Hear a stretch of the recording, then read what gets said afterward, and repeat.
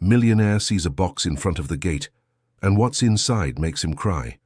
Richard Thompson had built a business empire that placed him among the wealthiest men in New York. At 42, he managed multi-million-dollar businesses from his mansion in the city's most upscale neighborhood, but he lived a life empty of genuine affection. On that Thursday afternoon, after another 12 hours of tense meetings about a corporate merger, he arrived home exhausted. The driver opened the automatic gate, and Richard stepped out of the imported car when something caught his attention. Right there in front of the imposing decorative iron gate was a simple brown cardboard box with no return address. "Mr. Richard, would you like me to take this inside?" asked Henry, the driver who had worked for the family for years. "No, I'll take it myself," replied Richard, picking up the box carefully. It was light, but something about it made him uneasy. Who would have access to that private street? The gated community had strict security. He climbed the marble steps of the main entrance and entered the mansion's hall, where silence enveloped him as usual. The house was immense, but Richard lived there practically alone. His 16-year-old daughter Emily spent most of her time at the boarding school in Aspen and only came home on weekends. He barely knew her, really. Business always came first. He sat in the leather armchair in the living room and opened the box with slightly trembling hands. What he saw took his breath away completely. Inside was an old photo album, its cover worn by time, and a folded letter on simple paper. His hands shook as he recognized the handwriting on the letter. It was from his mother, Mrs. Margaret Thompson, the woman he hadn't seen in 15 years, the woman he had deliberately erased from his life when he started getting rich, ashamed of his humble origins. The letter was written with a common blue pen, and some words were smudged as if tears had fallen on the paper. "My dear son Richard, I know you don't want anything to do with me anymore, but I need you to know that I'm at St. Joseph's retirement home in Newark. I'm sick and have nowhere else to go. I'm not asking for money, I just wanted to see you one more time before it's too late. Your mother who loves you, Margaret Thompson." Richard let the letter fall to the floor and opened the album with violently trembling hands. The first photo devastated him. Himself at 8 years old, holding an elementary school diploma, next to his mother who smiled proudly. She wore the only nice dress she owned, and her hands calloused from hard work held his shoulders with infinite tenderness. On the back of the photo, in the same handwriting as the letter, was written, "My greatest treasure, 1991. Tears began to roll down Richard's face without him being able to control them. He turned more pages and saw his entire childhood there. Him playing in the backyard of the simple house where they grew up, his mother working as a cleaner to support them, the two celebrating every small school achievement. One photo in particular emotionally destroyed him. His mother holding the college business administration diploma she had paid for by working as a housekeeper in several homes. She was crying with joy in that photo, and Richard remembered how she had repeated, "My son is going to be someone in life. He's going to have everything I never had." Dear listener, if you're enjoying the story, please take a moment to like and especially subscribe to the channel. It really helps us who are just starting out. Now continuing, Richard closed the album and stood up from the armchair, staggering.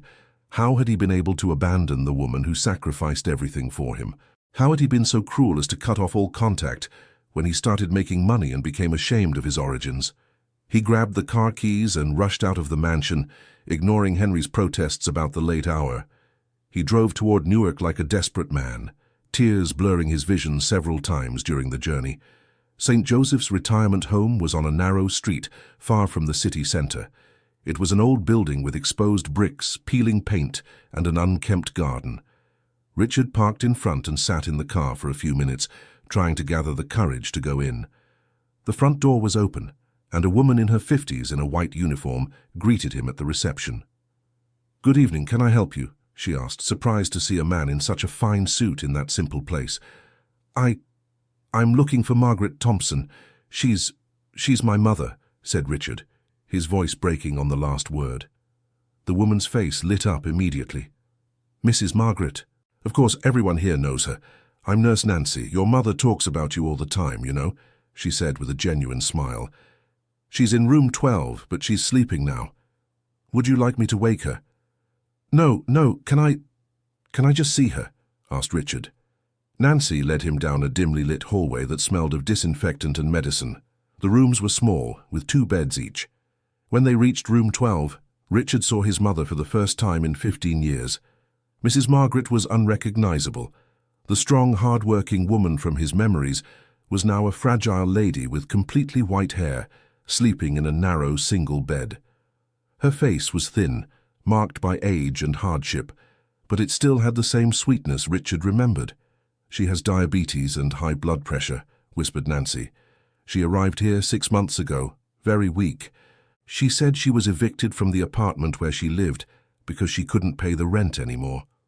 Richard felt as if he had been punched in the stomach. His mother had been evicted while he lived in a $3 million mansion. Did she try to contact me?" he asked, though he already knew the answer. "Many times," Nancy replied sadly. "She called your company, sent letters. She said they always told her you were in a meeting or traveling. She never gave up, you know. Until last month she was still trying to call." Anger began to grow inside Richard. His personal assistant, Jessica, had controlled all his communications for years. She intercepted calls, filtered emails, organized his schedule. She certainly knew about his mother's attempts to contact him and had hidden everything from him. "Can I stay here for a while?" asked Richard. "Of course, but she usually wakes up early, around 5 in the morning," Nancy replied, before walking away. Richard pulled up an old plastic chair and sat beside his mother's bed.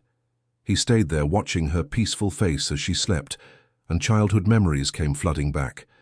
He remembered how she woke up at 4 in the morning to prepare his breakfast before going to work as a cleaner, how she studied with him at the kitchen table, helping him with his homework, even though she was exhausted after a full day of hard work, how she saved every penny to buy his school books and uniform. "Mom," he whispered, but couldn't say anything more. The words tangled in his throat along with the devastating guilt. Around 5:30 in the morning, Mrs. Margaret slowly opened her eyes. It took her a few seconds to focus them, and when she saw Richard sitting there, she thought she was dreaming. "Richard," she murmured, her voice hoarse and weak. "Are you really here, or am I hallucinating again?" "I'm here, Mom," he said, taking her hand, which was cold and trembling. "I got your letter yesterday." "Mrs." Margaret began to cry silently, squeezing her son's hand with the little strength she had. "I thought you would never come again," she said between sobs. "I thought I had lost you forever." "Forgive me, Mum. Forgive me for being such a terrible son," said Richard, also crying. "I should have taken care of you. You did everything for me and I abandoned you." "No, my son. You didn't abandon me. You built a good life, became someone important. That's what I wanted for you," she said, running her trembling hand over his face. I just wanted to see how you were doing. I wanted to know if you were happy." "Happy?" repeated Richard bitterly. "Mom, I'm not happy. I have a lot of money, but I live alone. My own daughter barely knows me. I work 16 hours a day, and for what? For nothing. For absolutely nothing." Mrs. Margaret smiled tenderly, the same smile that comforted Richard when he was a child and had nightmares. "Then there's still time to change that, my son." "There's still time," she said. Nancy appeared at the door with medicine for Mrs. Margaret and was surprised to see her awake so early. "Good morning, Mrs. Margaret. I see you had a special visitor," she said with genuine joy. "Nancy, this is my son Richard," said Mrs. Margaret with pride in her voice, as if presenting a treasure. "Nice to meet you, Richard. Your mother talks about you so much I feel like I already know you," said Nancy simply. Richard felt ashamed. Probably his mother had only told the good things about him, omitting the abandonment and ingratitude. "Nurse, how is my mother's health?" he asked. "Well, she has type 2 diabetes and hypertension, but with proper medication and monitoring, she can live many more years," explained Nancy. "The problem is that the medications are expensive, and the retirement home can't always provide them regularly."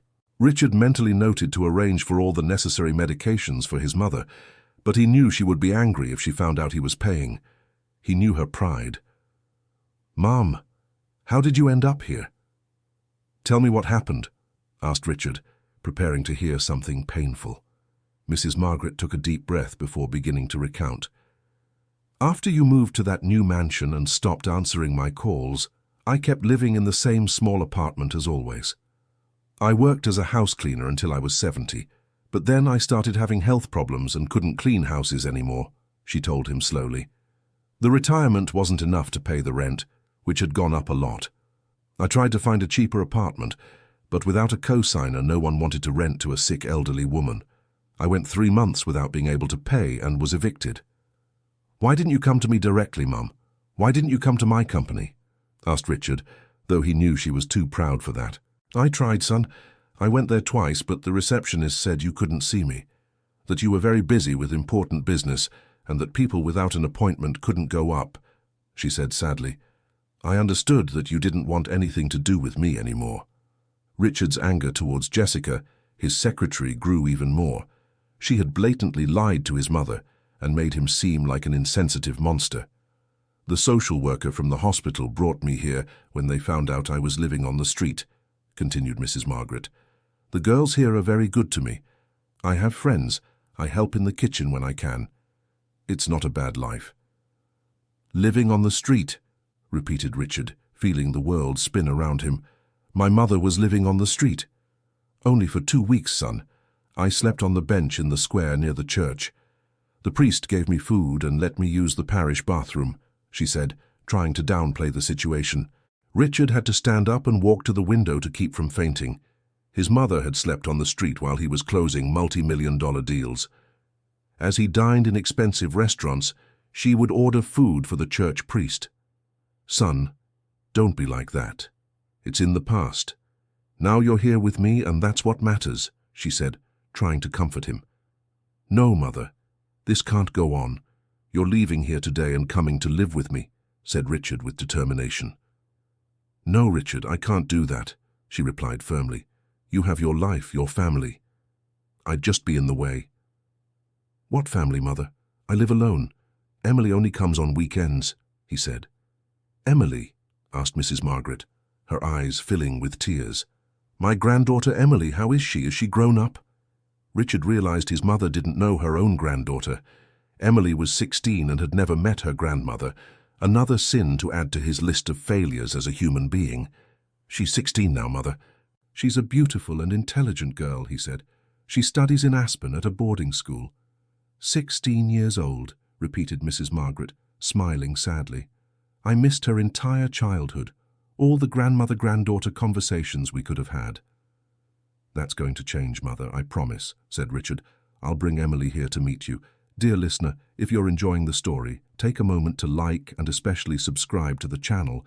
It really helps us who are just starting out now continuing." "Would you do that?" she asked, her face lighting up for the first time. "Yes, I would, and I'll do much more than that," promised Richard. At that moment, another elderly woman appeared at the door of the room. She was a small lady, about 80 years old, with grey hair tied in a bun. "Good morning, Margaret. Sorry to interrupt, but—" She stopped upon seeing Richard. "Wow, aren't you going to introduce me to your visitor?" "Of course, Mrs. Grace. This is my son Richard, the one I always talk to you about," said Mrs. Margaret with evident pride. "The businessman?" asked Mrs. Grace, impressed. "Wow, what a joy. Margaret, you never stop talking about this boy. Nice to meet you, Richard. I'm Grace, your mother's roommate." "Nice to meet you, Mrs. Grace," Richard replied politely. "Your son is even more handsome than in the photos, Margaret," Grace said sincerely. "And such an elegant man. You must be so proud." Richard realized his mother showed his pictures to the other elderly women, probably old photos from when he still kept in touch with her. "Mrs. Grace, do you have children too?" asked Richard. The elderly woman's face immediately saddened. "I have 3 children, all well off, but they're very busy, you know how it is. They work a lot, have their own families. They can't come visit me," she said, trying to hide the hurt. Richard understood that Mrs. Grace was in the same situation as his mother. Children who drifted apart after becoming wealthy, leaving their elderly parents abandoned. "When was the last time they came here?" he asked. It's been almost a year," she confessed, her voice breaking. "But I understand. They're important people, they have responsibilities." The conversation was interrupted by Nancy's arrival with medication for Mrs. Margaret. "Mrs. Margaret, it's time for your diabetes medicine," she said. "Nancy, what medications does my mother take?" asked Richard. "There are 3 basic medications, one for diabetes, one for blood pressure, and another for the heart. But sometimes the pharmacy is slow to deliver, and she goes a few days without taking them," explained the nurse. "That can't happen. It's dangerous to go without medication," said Richard, concerned. "I know, but the retirement home depends on donations and public funds. We can't always buy all the necessary medications for all the elderly," Nancy explained with embarrassment. Richard made a mental note to solve this problem immediately. "I would call your personal assistant and arrange medication for all the seniors at the retirement home, not just your mother." "How many seniors live here?" he asked. 43 currently," replied Nancy. "Most are people who don't have families or whose families can't care for them. Or whose families simply abandoned them, like I did," thought Richard, full of guilt. He spent the rest of the morning talking with his mother, listening to stories about the other seniors at the retirement home, about the place's routine, about how she spent her days. He discovered she helped in the kitchen, organized recreational activities, and was like a mother to the more debilitated seniors. "Are you happy here, Mother?" he asked. "You know, son, I missed you terribly all these years. I dreamed every night that you would come get me," she said honestly. "But here I found a new family. These people are like sisters to me now." Richard realized his mother had formed deep emotional bonds with the other seniors. It wouldn't be simple to take her from there without considering these relationships. "Mother, can I ask a difficult question?" he said. "How did you get my address to send the letter?" Mrs. Margaret smiled mischievously. "Ah, that was Grace's idea. She has a grandson who works with computers. He looked up your address online and found where you live," she explained. "But I didn't want to bother you, you know. I spent months writing letters and tearing them up afterward." "What made you finally send the letter?" asked Richard. "Last week I fell ill. I had a diabetic crisis. I thought it was the end," she said delicately. "Grace told me. Margaret, are you going to carry this sorrow to the grave? Send that letter to your son already." So I sent it.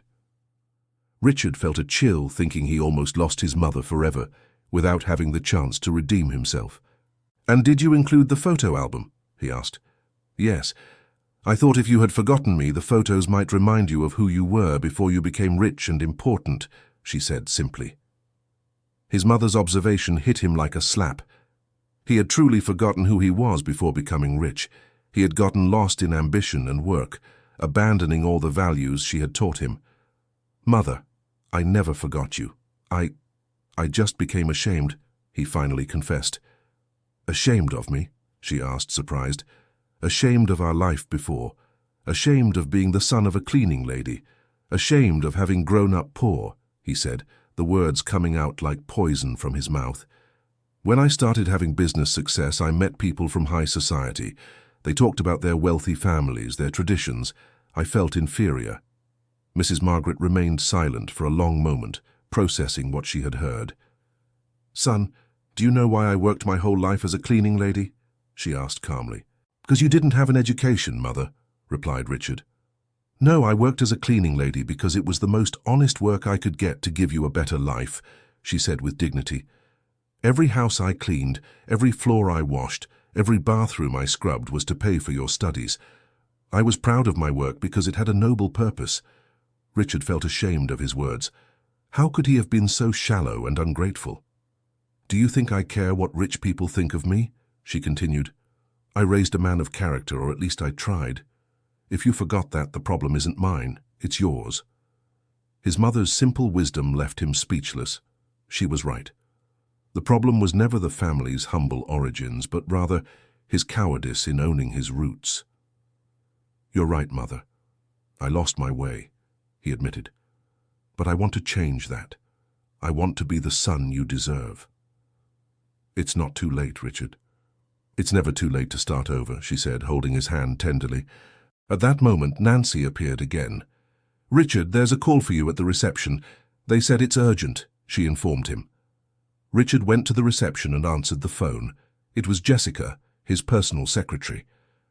"Mr. Richard, where are you? We have the meeting with the Japanese in an hour and they're already arriving at the airport," she said urgently. "Jessica, cancel the meeting," said Richard coldly. "What do you mean, sir? It's the $50 million merger. You can't just cancel it," she protested. "I'm telling you to cancel it. And Jessica, we need to talk urgently when I get back to the office," he said, and hung up. He returned to his mother's room and found two more elderly women visiting, Mrs. Elizabeth and Mrs. Rose. They were excitedly chatting with Mrs. Margaret about her son's visit. "Look, girls, Margaret's son is back," said Mrs. Elizabeth joyfully. "What a handsome young man." "Good morning, ladies," Richard greeted politely. "Richard, these are my best friends here, Elizabeth and Rose," introduced Mrs. Margaret. "Nice to meet you, ladies. And do you also receive visits from your children?" asked Richard, already imagining the answer. The two exchanged sad glances. "I have two sons in New York, but they have wives who don't like me," said Mrs. Elizabeth. "They think I'm a burden. And I have a daughter who lives abroad. She sends money every month, but hasn't come to see me in 3 years," shared Mrs. Rose. Richard realized he had uncovered a painful pattern. The retirement home was full of elderly people abandoned by children who had prospered in life, but forgotten who had raised them. "You know what hurts the most?" continued Mrs. Elizabeth, "is that they send expensive gifts at Christmas and on birthdays, thinking that replaces a visit, a hug, a conversation." "Money doesn't replace affection," added Mrs. Rose. "We don't want expensive things, we just want to know we haven't been forgotten." The elderly women's words echoed in Richard's mind. How many times had he sent expensive gifts to his mother years ago, thinking that made up for his absence? How many times had he transferred money to her account instead of simply calling to see how she was? "Richard, you're not going to abandon your mother again, are you?" asked Mrs. Grace innocently, but the question was like a stab. "Never again," he promised, looking directly into his mother's eyes. "I'll never abandon anyone I love again." Mrs. Margaret smiled and wiped a tear that ran down her face. "Mother, I need to take care of some matters at the office, but I'll be back this afternoon." "Do you need anything?" asked Richard. "Just you, my son, just you," she replied. Richard said goodbye to the elderly women and left the retirement home with a broken heart, but also with a determination he hadn't felt in years. He had a lot to resolve and little time to do everything. The first stop would be his company, where he would have a very serious conversation with Jessica about the intercepted calls and letters. Then he would call Emily to tell her about her grandmother and bring her to meet her. And he needed to think of something to help all those abandoned elderly women, not just his mother. He drove back to New York thinking about how blind he had been all these years. He had a multi-million-dollar company, but no family. He had power and influence, but no true love. He had financial success, but was a failure as a human being. He arrived at the office around noon. The 20-story building that housed his company was in New York's financial district, and Richard occupied the entire top floor as his personal headquarters. Jessica was waiting for him at the reception, clearly nervous about the cancelled meeting. "Mr. Richard," the Japanese were furious. "They said it's unprofessional to cancel a meeting at the last minute," she reported as soon as he arrived. "Jessica, come with me to my office. We need to talk," he said curtly. Jessica followed him to the presidential suite, a luxurious space with a panoramic view of the city. Richard sat behind the solid mahogany desk and stared at her seriously. "Jessica, how long have you worked with me?" he asked. 8 years, mister," she replied, not understanding where he was going with this. "And during these 8 years, how many calls from my mother have you intercepted?" he asked directly. Jessica's face immediately turned pale. "Mister, I can explain," she stammered. "Then explain. Explain why my mother spent 15 years trying to talk to me, and you hid it from me," said Richard, trying to control his anger. "Mr. Richard, she called all the time, wanted to speak with you at any hour. It disrupted your important meetings." Jessica tried to justify herself. "I thought I was protecting you from distractions." "Distractions?" repeated Richard, rising from his chair. "My mother was a distraction to you?" It wasn't exactly like that, mister. It's just simple people sometimes don't understand how the business world works, she said, realizing she was digging an even deeper hole. Simple people? Richard's voice was dangerously low now. Are you talking about the woman who worked her whole life to give me an education? The woman who sacrificed everything so I could be here today?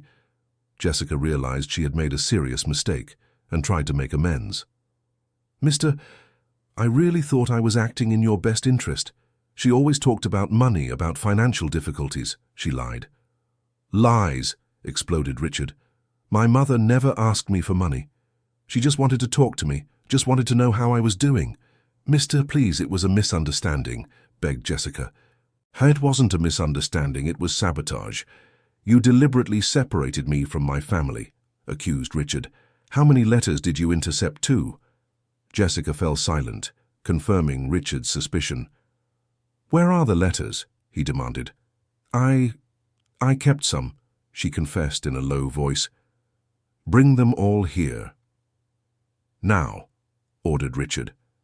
Jessica left the room and returned a few minutes later with a folder full of letters and a small box. They're all here, mister, she said, placing everything on the desk. Richard opened the first letter and saw it was from 2 years ago. His mother wrote about her health, about the difficulty paying rent, about how much she missed him. At no point did she ask for money, only expressed love and concern. The second letter was from a year ago, when she had started having serious diabetes problems. She told about doctor's appointments, about how she was trying to take care of herself alone, about how she prayed that he was well and happy. The third letter destroyed him. It was from 6 months ago, written with shaky handwriting, where his mother said she was being evicted and didn't know what to do anymore.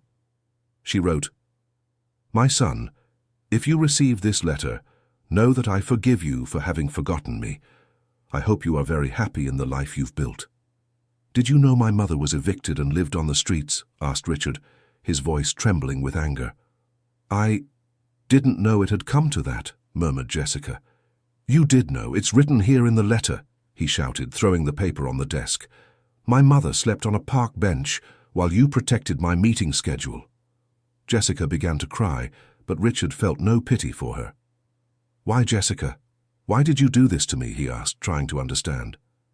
Because I thought people like her shouldn't be part of your life, she confessed through tears. You are an important person with connections to the elite of New York. Your image could be damaged by inappropriate associations. Fernanda's response revealed a class prejudice that disgusted Richard. Inappropriate associations? You're talking about my mother, he said with revulsion. You thought you had the right to decide who can or cannot be part of my life. Sir, I thought I was helping you maintain your social status, Fernanda tried to explain. Social status? Richard repeated with irony. Do you know what my real social status is, Jessica? I'm the son of a cleaning lady who was more dignified and honorable than any rich person I've ever known, and I'm proud of that. Jessica was shocked by the declaration. For 8 years, she had assumed Richard was ashamed of his humble origins and acted to protect him from that association. You're fired, Richard said coldly. I want you to leave here today. Mr. Thompson, please reconsider. I've worked 8 years for you, always with dedication, she pleaded. You worked against me, not for me, he corrected. You separated me from my family, lied to me for years, made decisions that weren't yours to make. There's no going back. Jessica realized there were no more arguments and left the room defeated. Richard remained alone, reading all the letters his mother had sent over the years. In each one she showed unconditional love, genuine concern, and a deep longing. Dear listener, if you're enjoying the story, please take a moment to like and especially subscribe to the channel. It really helps us who are just starting out. Now continuing, he picked up the phone and called Emily's school in Aspen. Hello, this is Richard Thompson, Emily Thompson's father. I need to speak with her urgently, he told the receptionist. One moment, Mr. Thompson, replied the attendant. A few minutes later, Emily answered the phone. Dad, is something wrong? She asked, worried. It was rare for her father to call her during the week. Emily, I need you to come to New York today. It's very important, said Richard. Today? Dad, I have classes and exams this week, she protested. Have your things packed. I'm sending Henry to pick you up now, he said with determination. Emily, you have a grandmother. What do you mean, Dad? She asked, confused. My mother, your grandmother Margaret, is alive, and I need you to meet her, he explained. But Dad, you always said your parents that they were no longer here, said Emily, trying to understand. I lied, honey. I lied because I'm a coward and a fool, confessed Richard. Your grandmother is in a retirement home in Newark and needs to meet you. A retirement home, repeated Emily, shocked. Dad, why is my grandmother in a retirement home? It's a long story that I'll explain when you get here. Henry is already on his way to pick you up, said Richard. Dad, are you okay? Your voice sounds strange, Emily observed perceptively. I'm discovering who I really am, honey. And I'm not liking what I'm finding, he said honestly. After hanging up, Richard called Henry and asked him to pick up Emily immediately. Then he called the retirement home and spoke with Nancy. Nancy, it's Richard, Mrs. Margaret's son.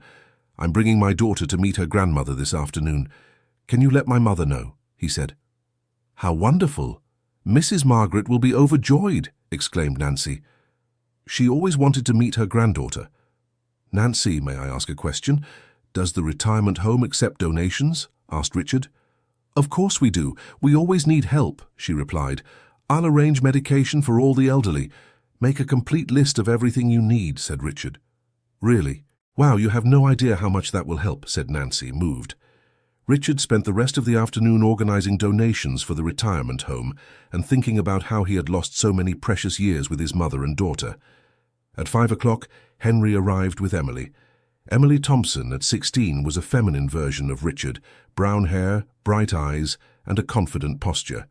She studied at one of the best schools in the country and had all the privileges money could buy. But she had inherited the family's intelligence and perception. Dad, what's this story about Grandma? She asked as soon as she entered the office. Emily, sit here. I need to tell you something I should have told you a long time ago, said Richard, pointing to the chair in front of his desk. Emily sat down and looked at her father attentively. There was something different about him, a vulnerability she had never seen before. My mother, your grandmother, is named Margaret Thompson. She's 75 years old and is staying at a retirement home in Newark, Richard began. Why is she in a retirement home, Dad? Why doesn't she live with us? Emily asked directly. Because I'm an idiot who was ashamed of my own roots, he replied with brutal honesty. When I started making money, I cut ties with her because I thought a cleaning lady didn't fit my new life as a businessman. Emily fell silent, processing the information. Her father had just confessed something terrible, and she didn't know how to react. Cleaning lady, she repeated. Yes, your grandmother worked her whole life as a cleaning lady to raise me and give me an education. She sold the few valuable things she had to pay for my college, Richard continued. And when I became wealthy, I abandoned her. Dad, that's awful, said Emily, shocked. How could you do such a thing? I don't know, honey. I think I lost my way along the path, he confessed. But I want you to meet your grandmother. She's an extraordinary woman. And why now? Why did you decide to look for her now? Emily asked. Richard showed her the photo album and told her about the letter he had received. Emily flipped through the album curiously, seeing pictures of a father she didn't know, a poor but happy boy next to a woman who loved him unconditionally. Wow, you were so different, observed Emily, looking at a photo of him at 10 years old. You seemed happier. His daughter's observation struck him deeply. He really was happier when he had no money but had his mother's love. Emily, your grandmother doesn't know you exist. I mean, she knows I have a daughter, but she's never met you, Richard explained. Would you be willing to come with me to meet her? Of course, Dad. I've always wanted to have a grandmother, said Emily enthusiastically. My school friends always talk about their grandmothers, the stories they tell, the treats they give. I've always missed that.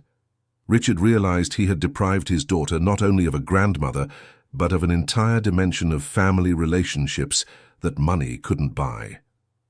Let's go then. Henry is waiting for us, he said, standing up.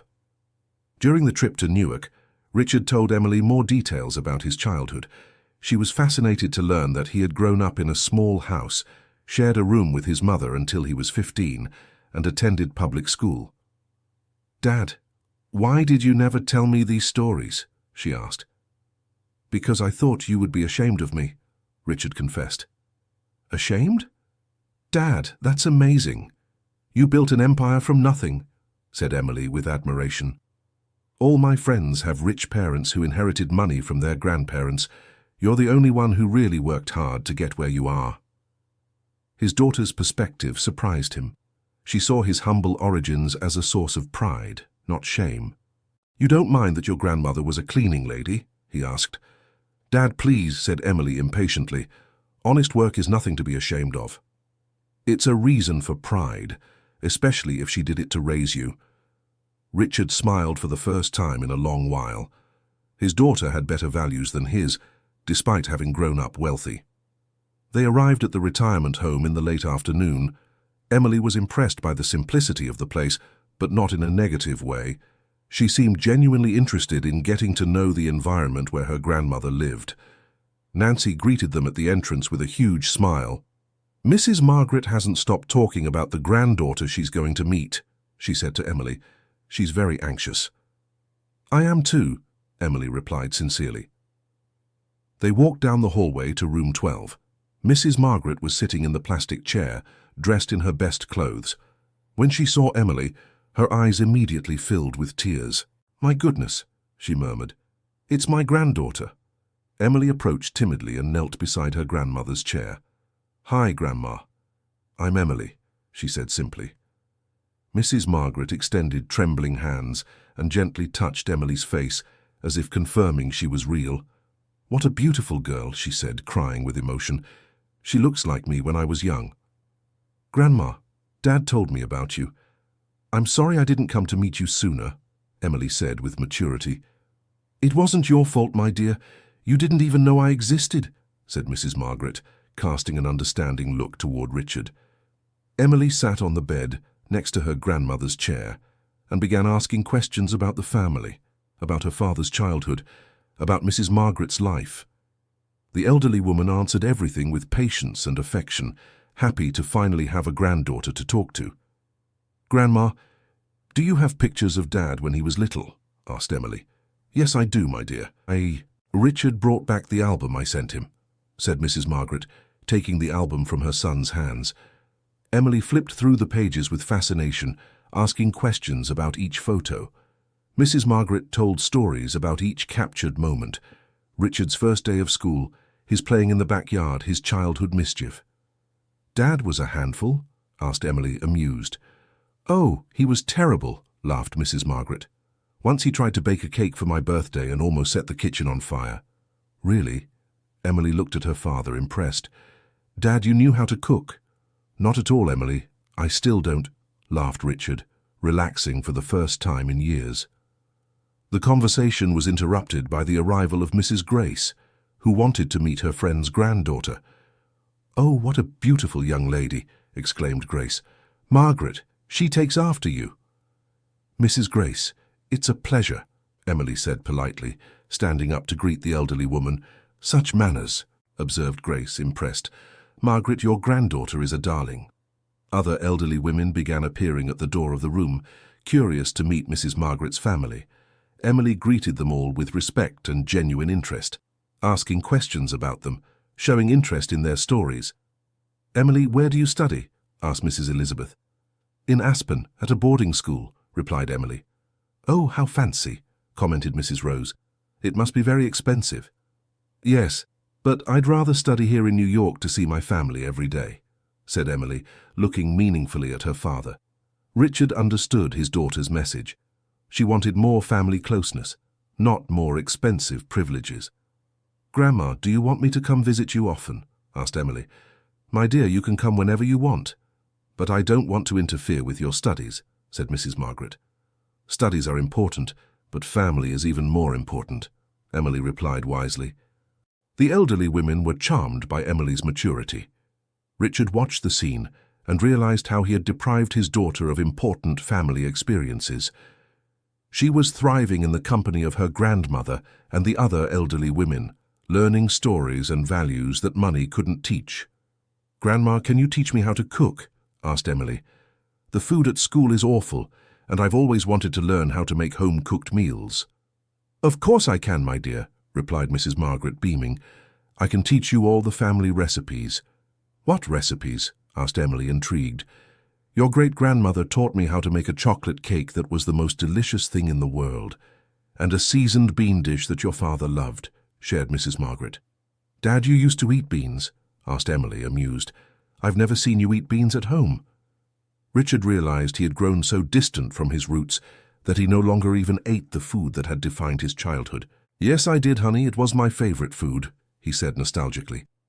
"So can we have lunch together here at the retirement home tomorrow?" suggested Emily. "Grandma can cook for us." "I'm not sure if I can, Emily. I have important meetings," Richard started to say, but stopped when he saw his daughter's disappointed look. "Dad, what's more important, meetings or family?" she asked simply. Once again, his 16-year-old daughter showed more wisdom than he did. "Family, of course," he said. "I'll cancel the meetings."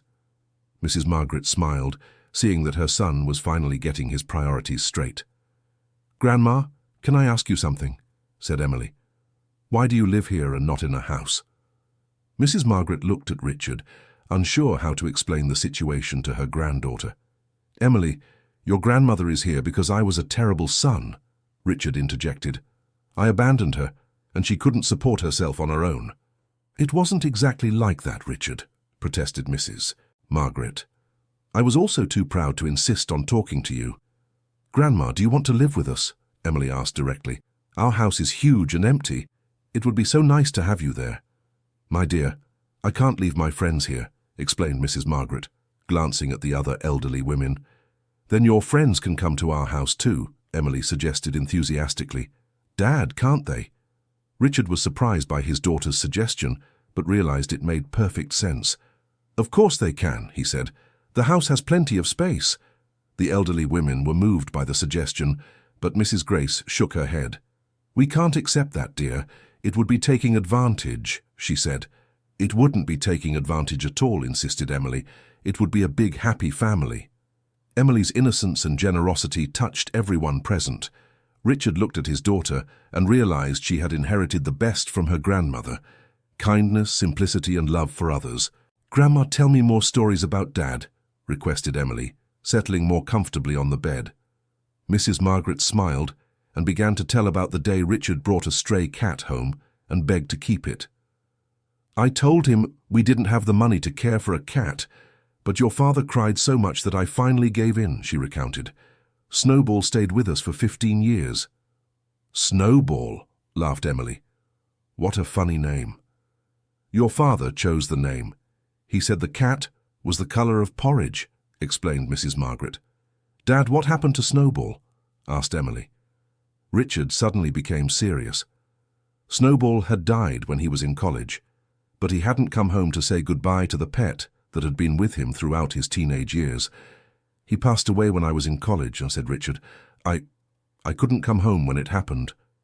Mrs. Margaret looked at her son with sadness. She remembered calling him when Snowball got sick, but he was too busy with his studies to come. "Grandma, did you cry when Snowball left?" Emily asked sensitively. "I cried a lot, my dear." "He was like a son to me too," replied Mrs. Margaret. "He's buried in the backyard of our old house." Richard felt another wave of guilt. He hadn't just abandoned his mother, but also all the good memories from his childhood. "Dad, where is that house?" asked Emily. "It was demolished years ago to build an apartment building," answered Richard. "It was in a neighborhood that's been completely renovated." "What a shame. I would have liked to see where Daddy grew up," said Emily sincerely. Mrs. Grace, who had been listening to the conversation, had an idea. "Emily, your grandmother has more photo albums stored here. Would you like to see them?" she offered. "There are more photos?" asked Emily, excited. "Yes, my dear. Grace helped me organize everything in boxes," said Mrs. Margaret. Grace brought 2 shoe boxes full of old photos. Emily sat on the floor and began sifting through the images with curiosity. There were photos of Richard at all ages, pictures of the house they lived in, photos of simple but love-filled Christmases and birthdays. "Wow, you all looked so happy," observed Emily, looking at a Christmas photo where Richard, at 15, was hugging his mother in front of a small, simple tree. "We were happy indeed," confirmed Mrs. Margaret. "We didn't have money, but we had each other." "Why do people think money brings happiness?" asked Emily, showing deep reflection for her age. "Because it's easier to buy things than to build relationships," replied Mrs. Margaret wisely.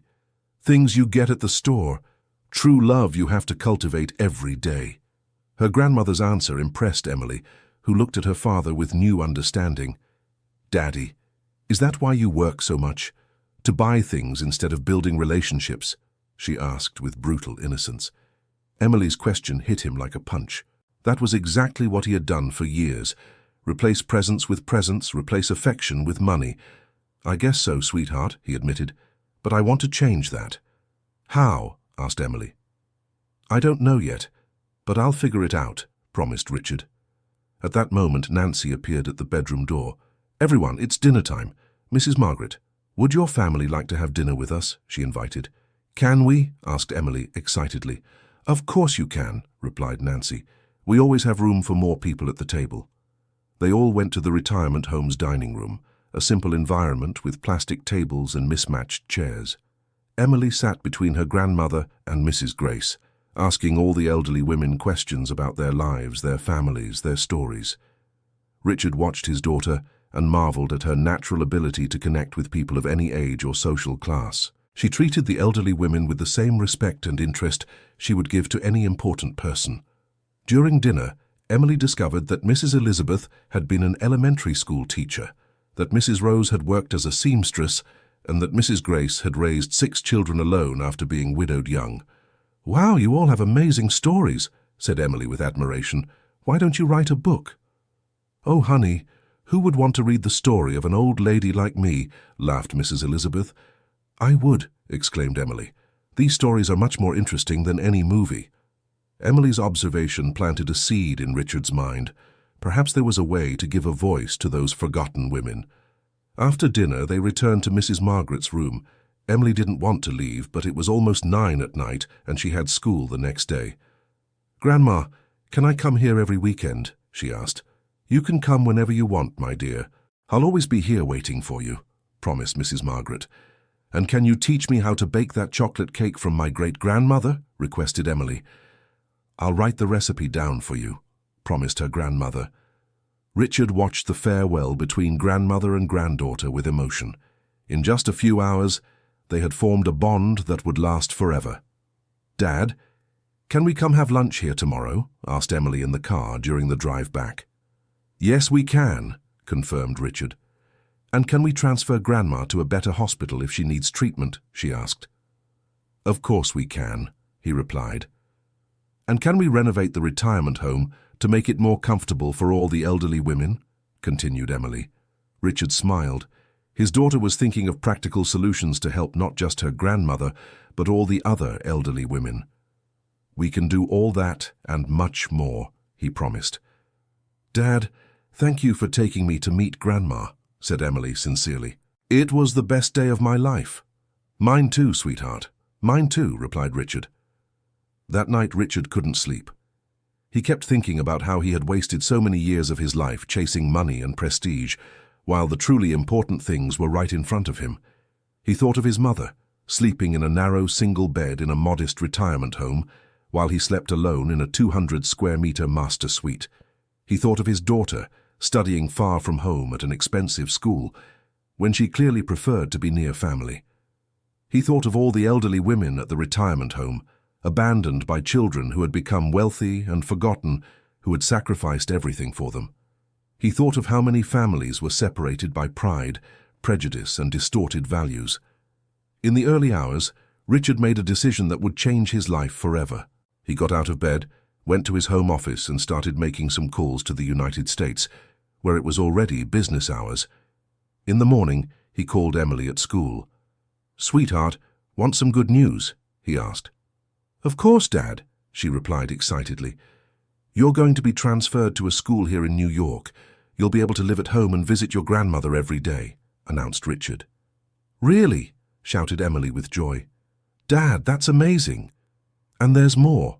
I'm going to cut my workload in half. I want to spend more time with you and your grandmother," he continued. "Dad, are you serious?" asked Emily, hardly believing it. "I've never been more serious in my life," confirmed Richard. "We're going to be a real family." After speaking with Emily, Richard called the retirement home. "Nancy, it's Richard. Can I speak with my mother?" he said. "Of course, one moment," replied Nancy. "Hello, my son," answered Mrs. Margaret. "Mom, is there room for 2 more people to have lunch there today?" asked Richard. "Of course there is. Are you really coming?" she asked, moved. "Yes, we are. And Mom, get ready because I'm bringing a proposal for you," said Richard mysteriously. "What proposal?" she asked, curious. "It's a surprise. We'll see you at lunchtime," he said, and hung up. Richard spent the morning organizing the details of his plan. He made several calls, scheduled meetings, and cancelled others. When he went to pick up Emily from school, she came out with her bags packed, beaming with happiness. "Dad, I can't believe I'm going to live at home again," she said in the car, "and I'll be able to see Grandma every day." "Emily, I have something to tell you," said Richard. "I'm going to sell part of the company." "Why?" she asked, surprised. "Because I realize too much money just complicates life. I'll keep enough for us to have a comfortable life, but I'm getting rid of the rest," he explained. "And what are you going to do with the money from the sale?" asked Emily. "I'm going to create a foundation to care for abandoned elderly people. I'll build dignified retirement homes, hire good professionals, insure medications," explained Richard. "And I want you to help me manage everything when you're older." "Dad, that's beautiful," exclaimed Emily. "Grandma is going to be so proud." "I hope so, sweetheart. I hope so," said Richard. They arrived at the retirement home at lunchtime. Mrs. Margaret was waiting for them in the dining room, alongside her friends, all curious to know what Richard's surprise was. "Mum, before lunch, I want to make a proposal to you and your friends," said Richard, standing up in front of the table. "What proposal, my son?" asked Mrs. Margaret. "I want you to help me create the best senior care foundation in the United States," he said. "I want you to be the consultants to tell me what an ideal home for the elderly should be like." The elderly women looked at each other, surprised. "Richard, I don't understand," said Mrs. Grace. "I'm going to sell part of my company and use the money to build dignified homes for the elderly, with all the necessary infrastructure, a full medical team, leisure activities, everything you deserve," explained Richard. "But I want you to guide me on how to do this in the best way." "My son, that's a lot of money," said Mrs. Margaret, worried. "Mum, do you know how much I spent on my last car?" asked Richard. $500,000. With that money, we can buy medicine for all the elderly in this city for a whole year." The women were impressed by the amount. "And there's more," Richard continued. "I want you to be the first residents of the new home I'm going to build. A beautiful, comfortable place, but where you can continue being friends and taking care of each other." "Son, are you sure about this?" asked Mrs. Margaret. "I'm absolutely sure, Mum. For the first time in my life, I know exactly what I want to do," said Richard with conviction. Emily applauded enthusiastically, and all the elderly women began to cry with emotion. "Richard, I always knew you would do something big in life," said Mrs. Margaret, standing up to hug her son. "But I never imagined it would be something so beautiful." "Mom, this is just the beginning," said Richard. "We're going to do something that will help thousands of families reconnect." During lunch, the women gave several suggestions about what the ideal home should be like. They wanted individual rooms, but with large common areas for socializing. They wanted a kitchen where they could cook their special recipes. They wanted a garden to plant flowers and herbs. "And we want a space to receive our families," said Mrs. Rose, "to have Sunday lunches so the grandchildren can play." "We'll have all of that," promised Richard. After lunch, Richard received an unexpected call. It was Michael Reynolds, his former partner, who had left the company 5 years ago after a fight about the direction of the business. "Richard, I need to talk to you urgently," said Michael. "It's about the retirement home where your mother is staying." "What about the retirement home?" asked Richard, worried. "The building is mine. I bought it 2 years ago as a real estate investment," explained Michael. "My intention was to demolish it and build a shopping center." Richard felt a chill in his stomach. His former partner could evict all those elderly women at any moment. "Michael, we need to talk in person," said Richard. "Where are you?" "In my office." "Can you come now?" asked Michael. "I'm on my way," replied Richard. Richard explained the situation to Emily and his mother, asking them to wait at the retirement home while he resolved the problem. "Dad, everything will be fine," said Emily, trying to reassure him. "I hope so, daughter," he replied, rushing out. Michael's office was a 20-minute drive from the retirement home. During the trip, Richard thought about all the possibilities. Michael had the power to destroy everything he was planning. Michael Reynolds was a 50-year-old man, elegant and successful. He had been Richard's partner for 8 years, but they parted on bad terms when Richard began making more aggressive business decisions. "Richard, what a terrible coincidence," said Michael when he arrived at the office. "I didn't know your mother was staying at the retirement home." "Terrible, why?" asked Richard, fearing the answer. "Because I've already signed the demolition contract. The work starts next week," explained Michael. "The elderly will have to be transferred." "Transferred where?" asked Richard. "I don't know. That's not my problem. It's the city's responsibility," said Michael coldly. "Michael, you can't do this. Those people have nowhere to go," protested Richard. "Richard, this is business. I can't let sentimentality interfere with a $50 million investment," replied Michael. "Then sell me the building," proposed Richard. "I'll pay what you invested plus a fair profit." "I can't. I already have a signed contract with the construction company. If I don't deliver the land, I'll have to pay a $10 million penalty," explained Michael. Richard thought quickly. $10 million was a high amount, but not impossible for him. "What if I pay the penalty?" offered Richard. "Richard, you're talking about $60 million to save a broken-down retirement home," said Michael, incredulous. "That makes no business sense." "Michael, not everything in life is about profit," said Richard. "Some things are about doing what's right." "Since when do you care about needy elderly?" asked Michael with cynicism.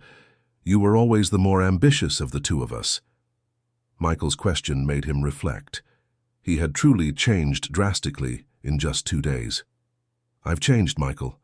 I discovered I was living wrong," confessed Richard. "My mother almost died alone in a square while I was closing million-dollar deals.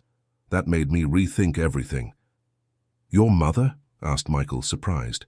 "I thought your parents that they weren't here anymore." "I said that because I was ashamed of my origins," admitted Richard. "My mother is a retired cleaning lady. She's the one who paid for my studies working 3 jobs. Michael fell silent, processing the information. He had known Richard for 15 years and had never heard this story. "Why did you never tell me this?" asked Michael.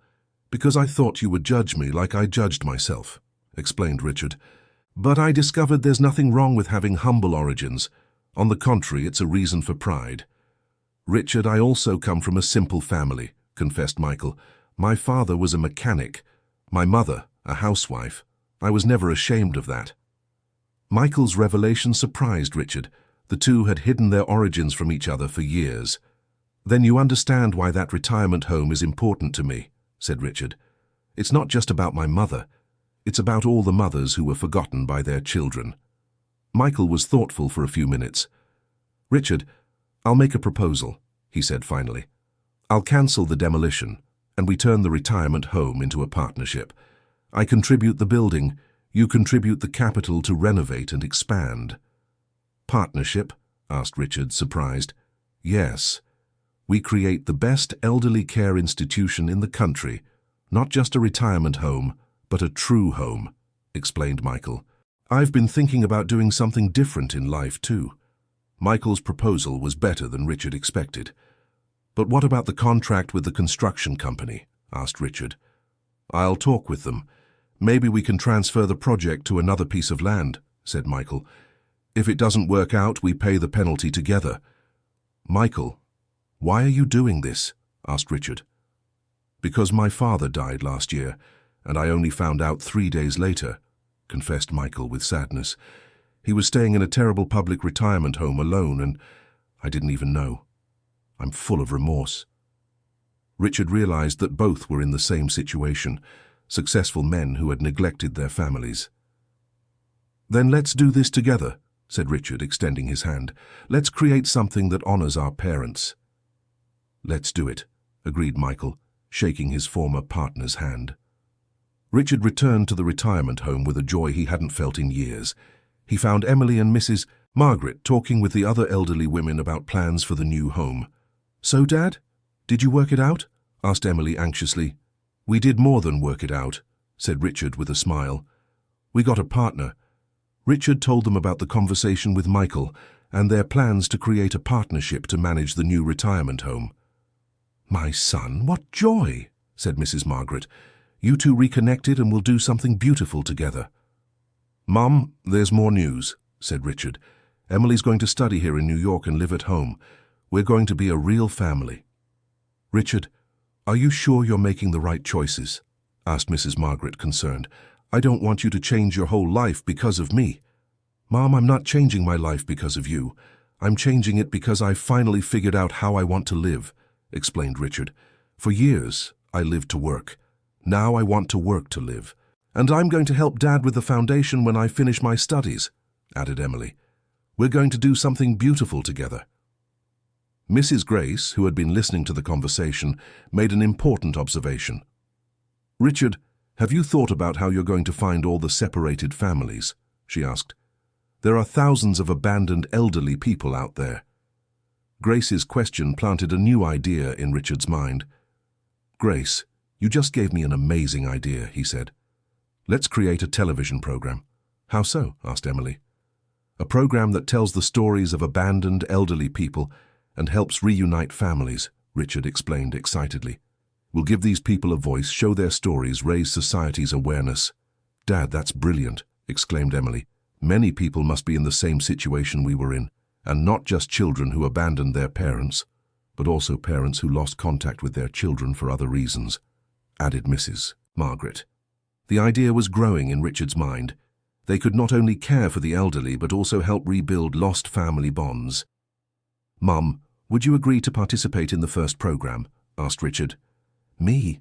asked Mrs. Margaret, surprised. "Son, who would want to hear my story?" "Millions of people, Mum. Your story will touch the hearts of those who watch," Richard assured her. "And all my friends can participate too," suggested Mrs. Grace. "Each one has a story to tell." "Perfect," said Richard. "We'll film the program right here at the retirement home, showing what your lives are like, how you miss your family."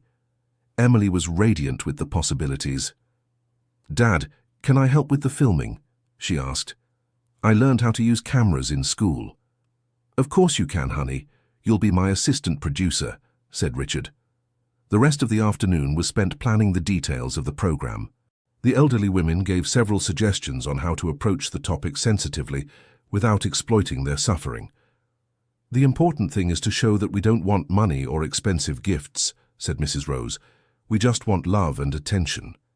And to show that we also have a lot to offer our children and grandchildren," added Mrs. Elizabeth. "We have experience, wisdom, stories to tell." "And recipes," laughed Mrs. Margaret. "I have recipes that have been passed down through generations in our family." At the end of the afternoon, Richard and Emily said goodbye to the elderly women with the promise to return the next day to start organizing everything. "Dad, thank you for the best weekend of my life," said Emily in the car. "Son, thank you for giving me such a special granddaughter," said Mrs. Margaret, who had decided to go with them to see the house where Richard lived. On the way home, Richard reflected on how his life had completely changed in just 2 days. 48 hours ago, he was a rich and lonely businessman. Now he was a son, a father, and a future philanthropist. "Mom, you're going to like the house," said Emily. "It's quite large, but a bit empty. With you there, it'll be more cheerful." "My dear, I'm not going to live in your house," said Mrs. Margaret. "I'll just stay a few days to get to know it. Then I'll go back to the retirement home with my friends." "Why, Grandma?" asked Emily. "Because your house is a different life, very different from mine," explained Mrs. Margaret. "I feel more comfortable with people my age who have been through the same things as me." "But you can do both," suggested Emily. "You can spend some days with us and some days with your friends." "That I would agree to," smiled Mrs. Margaret. They arrived at Richard's mansion in the late afternoon. Mrs. Margaret was impressed by the size of the house, but didn't show any embarrassment or excessive admiration. "Wow, Richard, is this a house or a hotel?" she joked. "It's too big for 2 people, Mom," admitted Richard. "I'm going to sell it and buy a smaller one." "You don't need to sell it, son. You can use all this space to host the families you're going to reunite," suggested Mrs. Margaret wisely. "Have reunion parties, celebrations." His mother's idea was brilliant. The house could become a family gathering center. "Grandma, you're so smart," praised Emily. "We can have barbecues here in the garden for all the families that Dad helps reunite. And I can cook for everyone," offered Mrs. Margaret. "I love cooking for a lot of people." Richard showed the house to his mother, who was impressed by the luxury but made practical observations about how to optimize the spaces to host more people. "How many people can this dining room hold?" she asked. 12 people, answered Richard. "We could put in a bigger table and fit 20, she suggested. "And if we removed these large pieces of furniture from the living room, it would fit many more people." Mrs. Margaret was turning the cold, elegant mansion into a family gathering space. Her suggestions made perfect sense. During dinner, which Mrs. Margaret insisted on preparing, she told more stories about Richard's childhood and the family he had forgotten. "Son, do you remember your maternal grandfather?" she asked. "I remember a little. He died when I was about 10, replied Richard. "He was a carpenter and made the most beautiful furniture in town," told Mrs. Margaret. "He said you inherited his intelligence for making things with your hands." "Dad, you knew how to make furniture?" asked Emily, surprised. "Yes, I did. My grandfather taught me the basics," remembered Richard. "I made stools, simple shelves." "Why did you stop?" asked Emily. "Because I thought it wasn't an activity for a businessman," confessed Richard. "Another thing I gave up when I started making money." "Dad, can you teach that to me?" asked Emily. "I want to learn how to make things with my hands." "Of course I can, daughter," smiled Richard. "We can renovate that empty room and turn it into a workshop.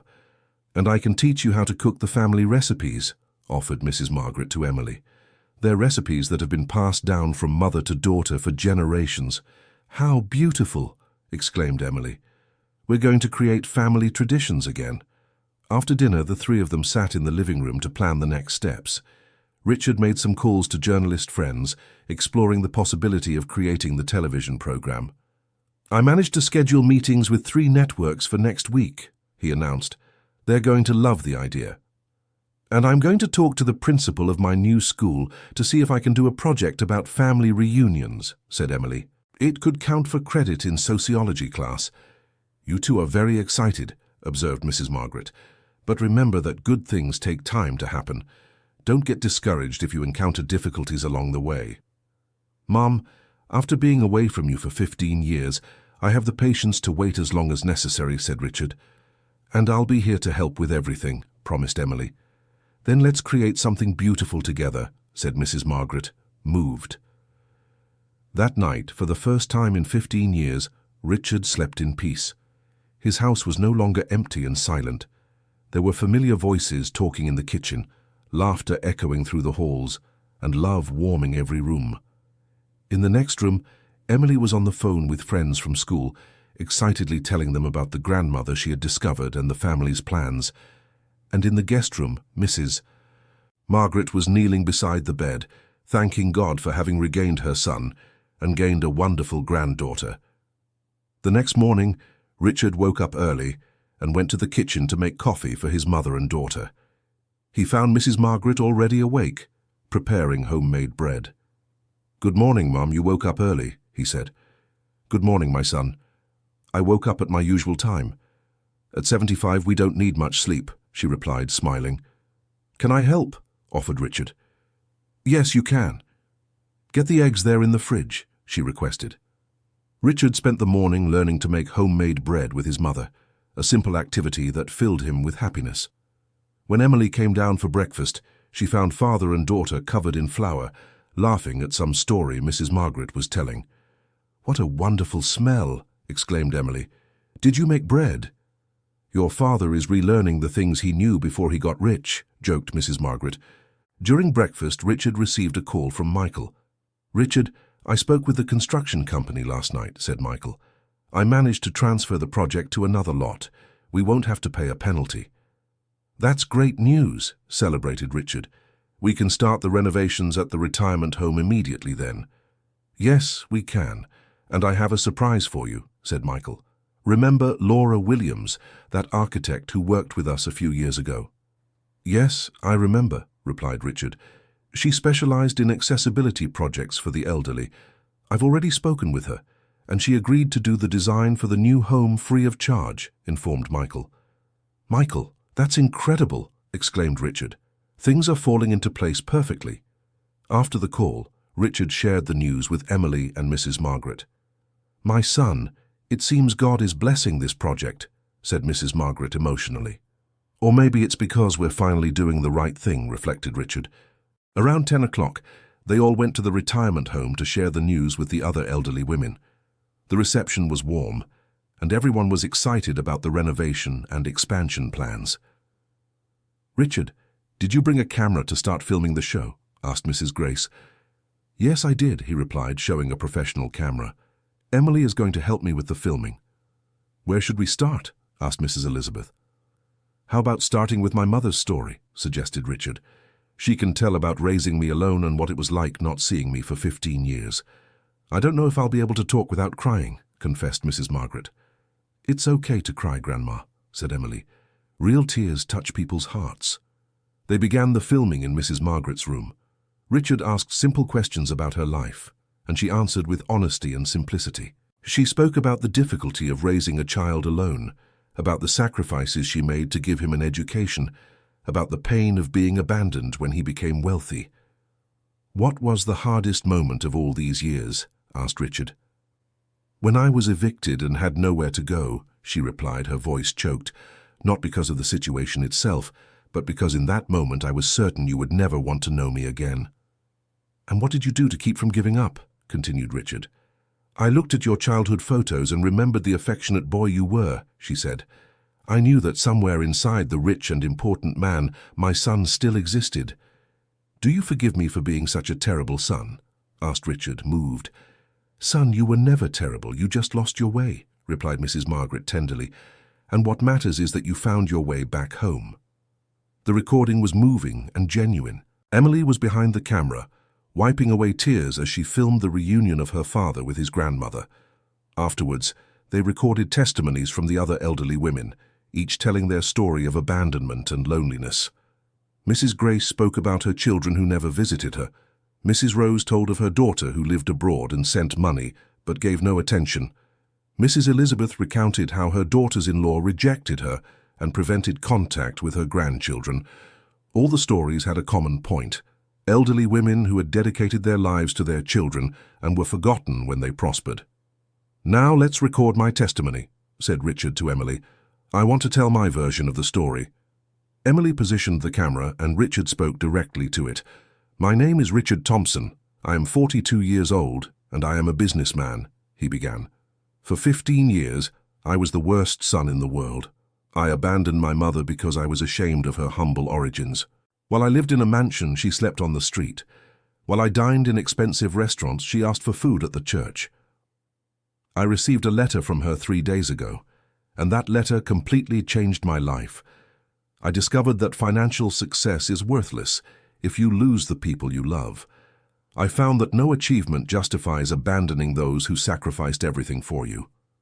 Today I am here to publicly ask for my mother's forgiveness and to tell all the children watching this program, do not make the same mistake I made. Do not let pride and ambition destroy your family bonds. Your mothers and fathers don't want your money, they want your love." Richard's testimony was powerful and touching. When he finished speaking, there were tears in the eyes of everyone present. "Dad, that was beautiful," said Emily, moved. "Many people will relate to your story." "I hope so, daughter. I hope we can help other families reunite," said Richard. In the afternoon, Laura Williams, the architect, arrived at the retirement home to survey the building and plan the renovations. She was a 40-year-old woman, an accessibility expert who was enchanted with the project. "Richard, this project is beautiful," she said after speaking with the elderly women. "I will create something special for you." "Laura, what do you think about making a model home?" suggested Richard. something that could be replicated in other cities? I love the idea, exclaimed Laura. We can create a manual of best practices for elderly care. And we can train people in other cities to manage similar homes, added Michael, who had arrived to accompany the survey. Guys, you're thinking big, said Emily, excited. In a few years, we'll have a network of homes throughout the United States. The ideas were growing and developing naturally.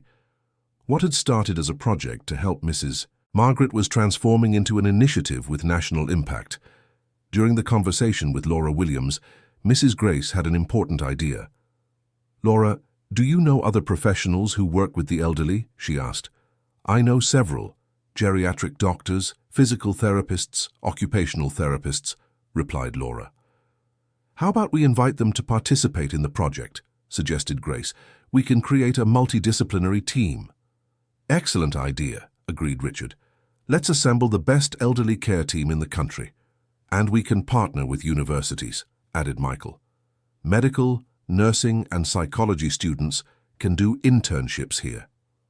This way, we train a new generation of professionals who are sensitive to humanized elderly care, completed Laura. By the end of the afternoon, they had enough recorded material for several episodes of the program and a comprehensive plan for the new home. Richard was impressed with how quickly everything was developing. Mom, thank you for sending me that letter, he said to Mrs. Margaret at their farewell. Thank you for coming to get me, my son, she replied. Grandma, tomorrow I'll bring my school friends to meet you, said Emily. They're curious to meet my famous grandmother. Famous? Laughed Mrs. Margaret. What a thing, right? On the way back home, Richard reflected on how the last 3 days had been transformative. He had regained his family, found a greater purpose in life, and started a project that could help thousands of people. Dad, are you happy? Asked Emily in the car. Happier than I ever thought I could be, he answered sincerely.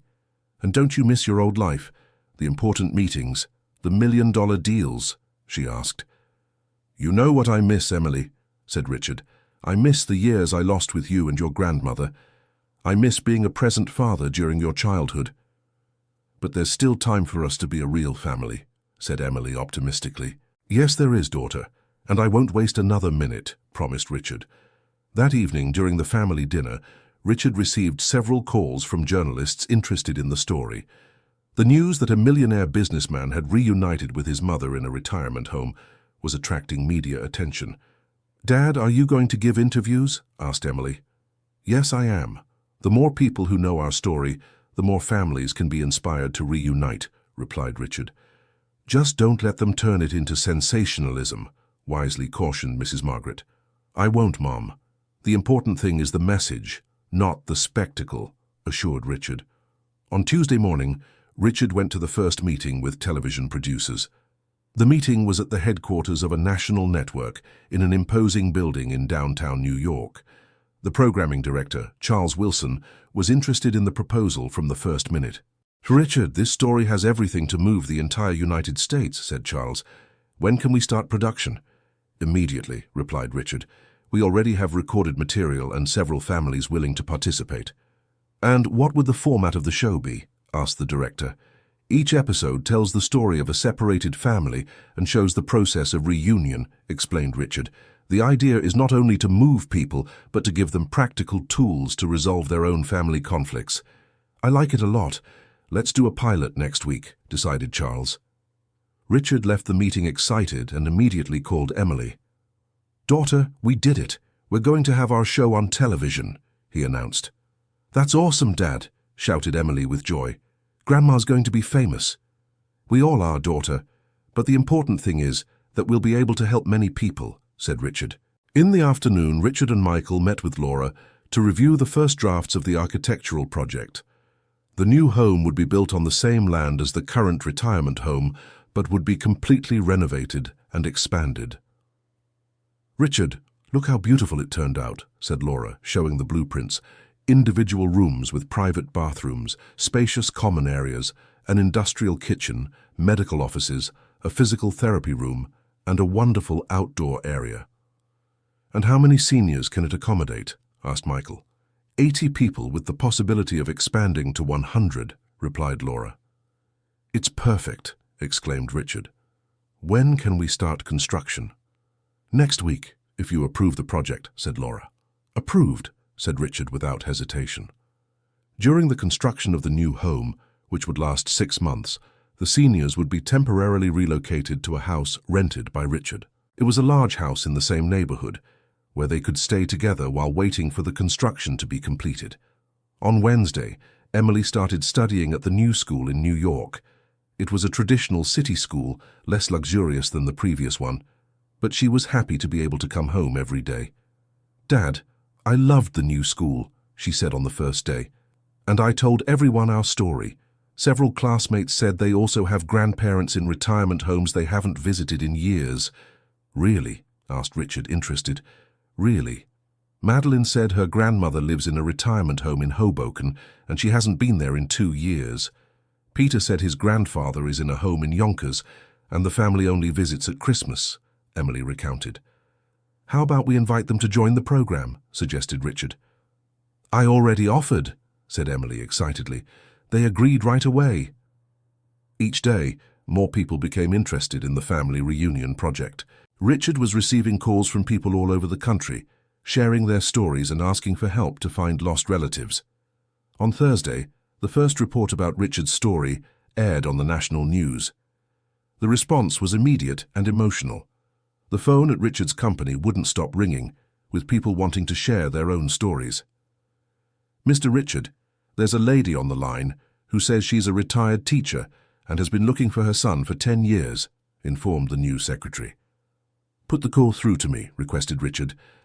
It was Mrs. Caroline, 72 years old, from Sacramento, who had lost contact with her son after he moved to Los Angeles. "Mr. Richard, I saw your story on television and cried a lot," she said. "My son Brian moved to Los Angeles 10 years ago and never called me again. I don't even know if he's alive." "Mrs. Caroline, we will help you find your son," promised Richard. "Give me his details and I'll start searching today." "You would do that for me?" she asked, moved. "Yes, I would. That's why we're here," assured Richard. Richard spent the rest of the afternoon making calls and using his business contacts to locate Brian, Mrs. Caroline's son. He discovered that Brian was an engineer and worked for an oil company in Los Angeles. "Mr. Brian, my name is Richard Thompson. I'm calling because your mother, Mrs. Caroline, is looking for you," said Richard when he managed to speak with Brian. "My mother?" asked Brian, surprised. "How did she get my number?" "She didn't. I did. I'm a businessman in New York, and I'm helping families reunite," explained Richard. "I don't understand. Why would a businessman be interested in my family?" asked Brian suspiciously. "Because I spent 15 years away from my mother, and I know how much that hurts both sides," explained Richard. "Your mother loves you and wants to know if you're okay." "Mr. Richard, it's not that I don't like my mother," said Brian. "It's that it's complicated. She was always very controlling, always wanted to decide my life." "Brian, she's 72 years old and alone in Sacramento," said Richard patiently. "How about you two talk and try to resolve your differences?" "I don't know, it's been so long," Brian hesitated. "Brian, can I ask you a question?" said Richard. "Do you have children?" "Yes, a 5-year-old girl," replied Brian. "And how would you feel if your daughter cut off contact with you when she grew up?" asked Richard. The question made Brian reflect. "It would be terrible," he admitted. "Then you understand how your mother feels," said Richard gently. "How about calling her today?" "I will call," promised Brian. "Thank you for meeting me." Richard immediately called Mrs. Caroline and told her he had located Brian. "He's going to call you today," announced Richard. "Oh my God!" exclaimed Mrs. Caroline. "Mr. Richard, how can I thank you?" "No need to thank me, just be happy with your son," said Richard. An hour later, Richard received an emotional call from Mrs. Caroline. "Mr. Richard, my son called," she said, crying with joy. "We talked for 2 hours. He's going to come visit me this weekend." "How wonderful, Mrs. Caroline," celebrated Richard. "And is he bringing your granddaughter too?" "Yes, I'm going to meet my granddaughter," she said, beaming. The first family reunion mediated by Richard had been a success. He called the television program's production and told them about the case of Mrs. Caroline and Brian. "Perfect," said Charles Wilson. "We'll record their reunion in the first episode." On Friday, Richard, Emily, and Mrs. Margaret went to Sacramento to accompany the reunion of Mrs. Caroline with Brian and his granddaughter. The scene was emotional and was all recorded for the program. Brian arrived at his mother's house with his daughter, Isabella, a blonde 5-year-old girl. Mrs. Caroline was waiting at the window and ran out when she saw the car arriving. "My son!" she shouted, hugging Brian tightly. "How you've grown! You're so handsome!" "Mom, I missed you," confessed Brian, crying. "I'm sorry for being away for so long." "It doesn't matter anymore, my son. What matters is that you're here," said Mrs. Caroline. Little Isabella was shy behind her father, but Mrs. Caroline knelt down to her level. "Hi, my little granddaughter. I'm your Grandma Caroline," she said tenderly. "Hi, Grandma," replied Isabella in a small voice. "Do you want to see pictures of your daddy when he was little like you?" offered Mrs. Caroline. "Yes," said Isabella, perking up. They spent the whole afternoon looking through photo albums, with Mrs. Caroline telling stories of Brian's childhood to Isabella. Brian discovered that his mother had kept all his childhood toys, all his school things, all the memories of his youth. "Mom, why did you keep all this?" asked Brian, moved. "Because I always knew you'd come back one day," she replied simply. The recording of the reunion turned out beautiful and touching. Emily was helping with the filming and was moved by the story. "Dad, it's amazing how mothers never give up on their children," she observed. "It's true, daughter. A mother's love has no expiration date," agreed Richard. The following Sunday, they organized a lunch at Richard's house to celebrate all the family reunions that were happening. Those present were Richard, Emily, and Mrs. Margaret, Mrs. Caroline, Brian, and Isabella, and also Madeline from Emily's school with her grandmother Edith, whom she had reunited with after 2 years. "Everyone, what a joy to be all together," said Mrs. Margaret, who had cooked for everyone. "Mrs. Margaret, this food is divine," praised Mrs. Caroline. "Could you teach me these recipes?" "Of course I can," replied Mrs. Margaret. "Let's exchange recipes." The children played in the garden, the adults chatted in the living room, and the grandmothers exchanged stories and recipes in the kitchen. It was exactly the family environment Richard had dreamed of creating. "Richard, thank you for giving me my family back," Brian said sincerely. "Brian, thank you for showing me that this project really works," Richard replied. During lunch, Michael arrived with news about the construction of the new home. "Everyone, we started construction yesterday," he announced. "In 6 months, we'll have the model home running." "And how are the elderly women in the temporary house?" asked Emily. "They're loving it," Michael laughed. "Mrs. Grace said it's like they're in a luxury boarding house." "That's wonderful," said Mrs. Margaret. "They deserve all the comfort in the world." In the afternoon, while the families continued talking, Richard received a special call. It was the state governor, who had seen the news report about the project. "Mr. Richard, I'd like to speak with you about expanding your project statewide," said the governor. "It would be an honor, Governor," Richard replied. "When can we meet?" "How about tomorrow morning at the Capitol?" suggested the governor. "I'll be there," Richard promised. When he hung up, Richard told everyone about the governor's invitation. "Dad, this means our project could spread throughout New York," said Emily excitedly. "And then to other states," added Michael. "My son, you're doing something very important," Mrs. Margaret said proudly. "You're helping many families be happy again." "We're doing it, Mom. We're doing it together," Richard corrected. That night, after everyone had left, Richard, Emily, and Mrs. Margaret sat on the porch to discuss the project's next steps. "Dad, did you imagine things would grow so fast?" asked Emily. "I never imagined," Richard confessed.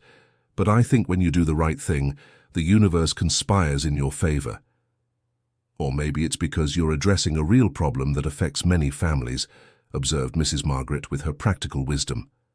"Grandma, what do you think we should do when the project gets really big?" asked Emily.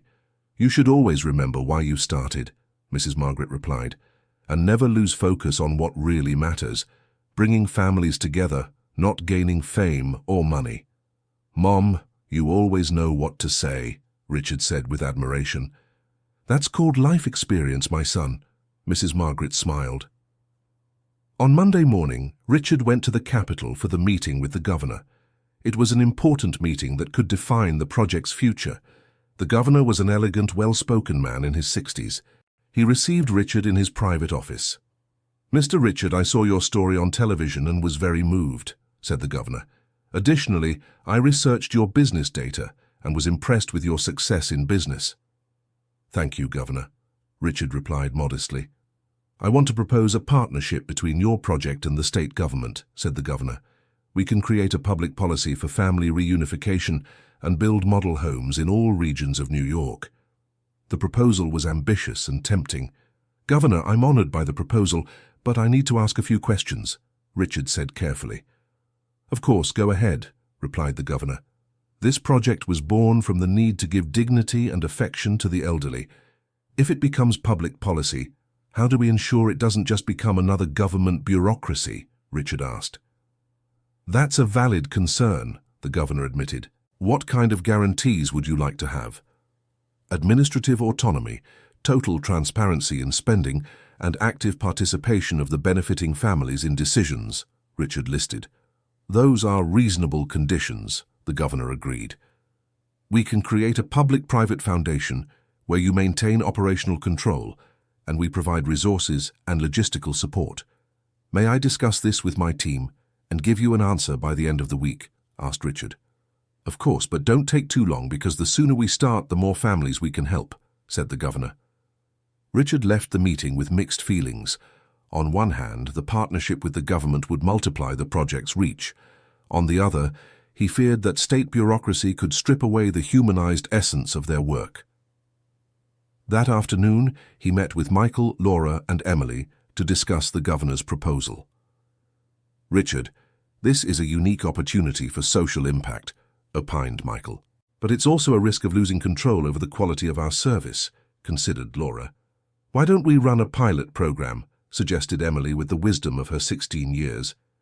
"We test the partnership in a small region first." "Emily, that's a brilliant idea," exclaimed Richard. "We can propose a 1-year pilot project in a small town. If it works, we expand. If it doesn't, we maintain our independence," added Michael. "Perfect. I'll call the governor and propose this alternative," decided Richard. That same afternoon, Richard called the governor and proposed the pilot project. The governor accepted the suggestion and proposed the city of Tampa as the test location. "Tampa has a significant elderly population and good health infrastructure," justified the governor. "It would be the ideal place for the pilot." "I completely agree," said Richard. "We can start in 3 months when we finish the model home in New York." "Perfect. I'll prepare the partnership documents," said the governor. Meanwhile, the television program was being finalized to premiere next week. Charles called Richard with good news. "Richard, we conducted a preliminary survey, and 92% of people who watched the pilot said they were moved and want to see the next episodes," reported Charles. "That's great news," celebrated Richard. "And more, we received over 1,000 emails from people wanting to participate in the program," continued Charles. "We'll have material for years of programming." "Charles, let's start with 1 episode per week and see how it evolves," suggested Richard. "The important thing is to maintain the quality and sensitivity of each story." "I agree. Quality always comes first," confirmed Charles. On Wednesday, something special happened. Emily turned 17 and, for the first time in years, could celebrate with her complete family. Mrs. Margaret insisted on making a homemade chocolate cake, using the recipe she had learned from her own mother. Richard bought simple but meaningful gifts, a photo album for Emily, to organize the memories of their reunited family, and a new camera for her to continue helping with the recordings. "Dad, this is the best birthday of my life," said Emily, hugging Richard and Mrs. Margaret. "I finally have a real family." "And I finally have a granddaughter to spoil," said Mrs. Margaret, kissing Emily's forehead. "And I finally understood what really matters in life," added Richard. During the party, which took place at Richard's house with the families they had helped reunite, Emily gave an emotional speech. "I want to thank my dad for having the courage to change," she said. "Many adults get stuck in their own mistakes and can't start over. My dad not only recognized he was wrong, but did something to fix it." "And I want to thank my grandma for never giving up on us," continued Emily. "Even abandoned and alone, she kept loving and waiting. That's what I call true strength. And I want to tell all the families here, you are proof that it's never too late to start over. It's never too late to ask for forgiveness, to forgive, to love again. Emily's speech moved everyone present. Richard looked at his daughter and realized she had become a wise and courageous young woman, someone he could be proud of, not just as a father, but as a human being. "Emily, thank you for teaching me to be a better father," said Richard, "and thank you for letting me learn from both of you," she replied. On Thursday, 1 week before the television show's premiere, Richard received a call that would change everything again. It was from a film producer in Los Angeles. "Mr. Thompson, my name is Robert Williams. I'm a film producer in Hollywood," the man said in English. "I saw the news story about your experience and would like to buy the rights to make a movie." "A movie?" asked Richard, surprised. "Yes. Your story has all the elements of a great drama: redemption, family, personal change. It would be an international success," explained Robert. "Mr. Robert, I'm flattered by your interest, but this isn't a story for entertainment. It's a story to transform lives," said Richard. "I understand your point. But think about the global reach a movie could give your message," argued Robert. "Millions of people worldwide could be inspired by your story." "Let me think about it and talk with my family," requested Richard. "Of course, but know that I'm offering $5 million for the rights," said Robert. "The money isn't the issue," replied Richard. "The issue is how to tell the story in a way that truly helps people." Richard hung up, confused. The offer was tempting, but he feared that Hollywood would turn his story into a sugary romantic comedy or an overly melodramatic drama.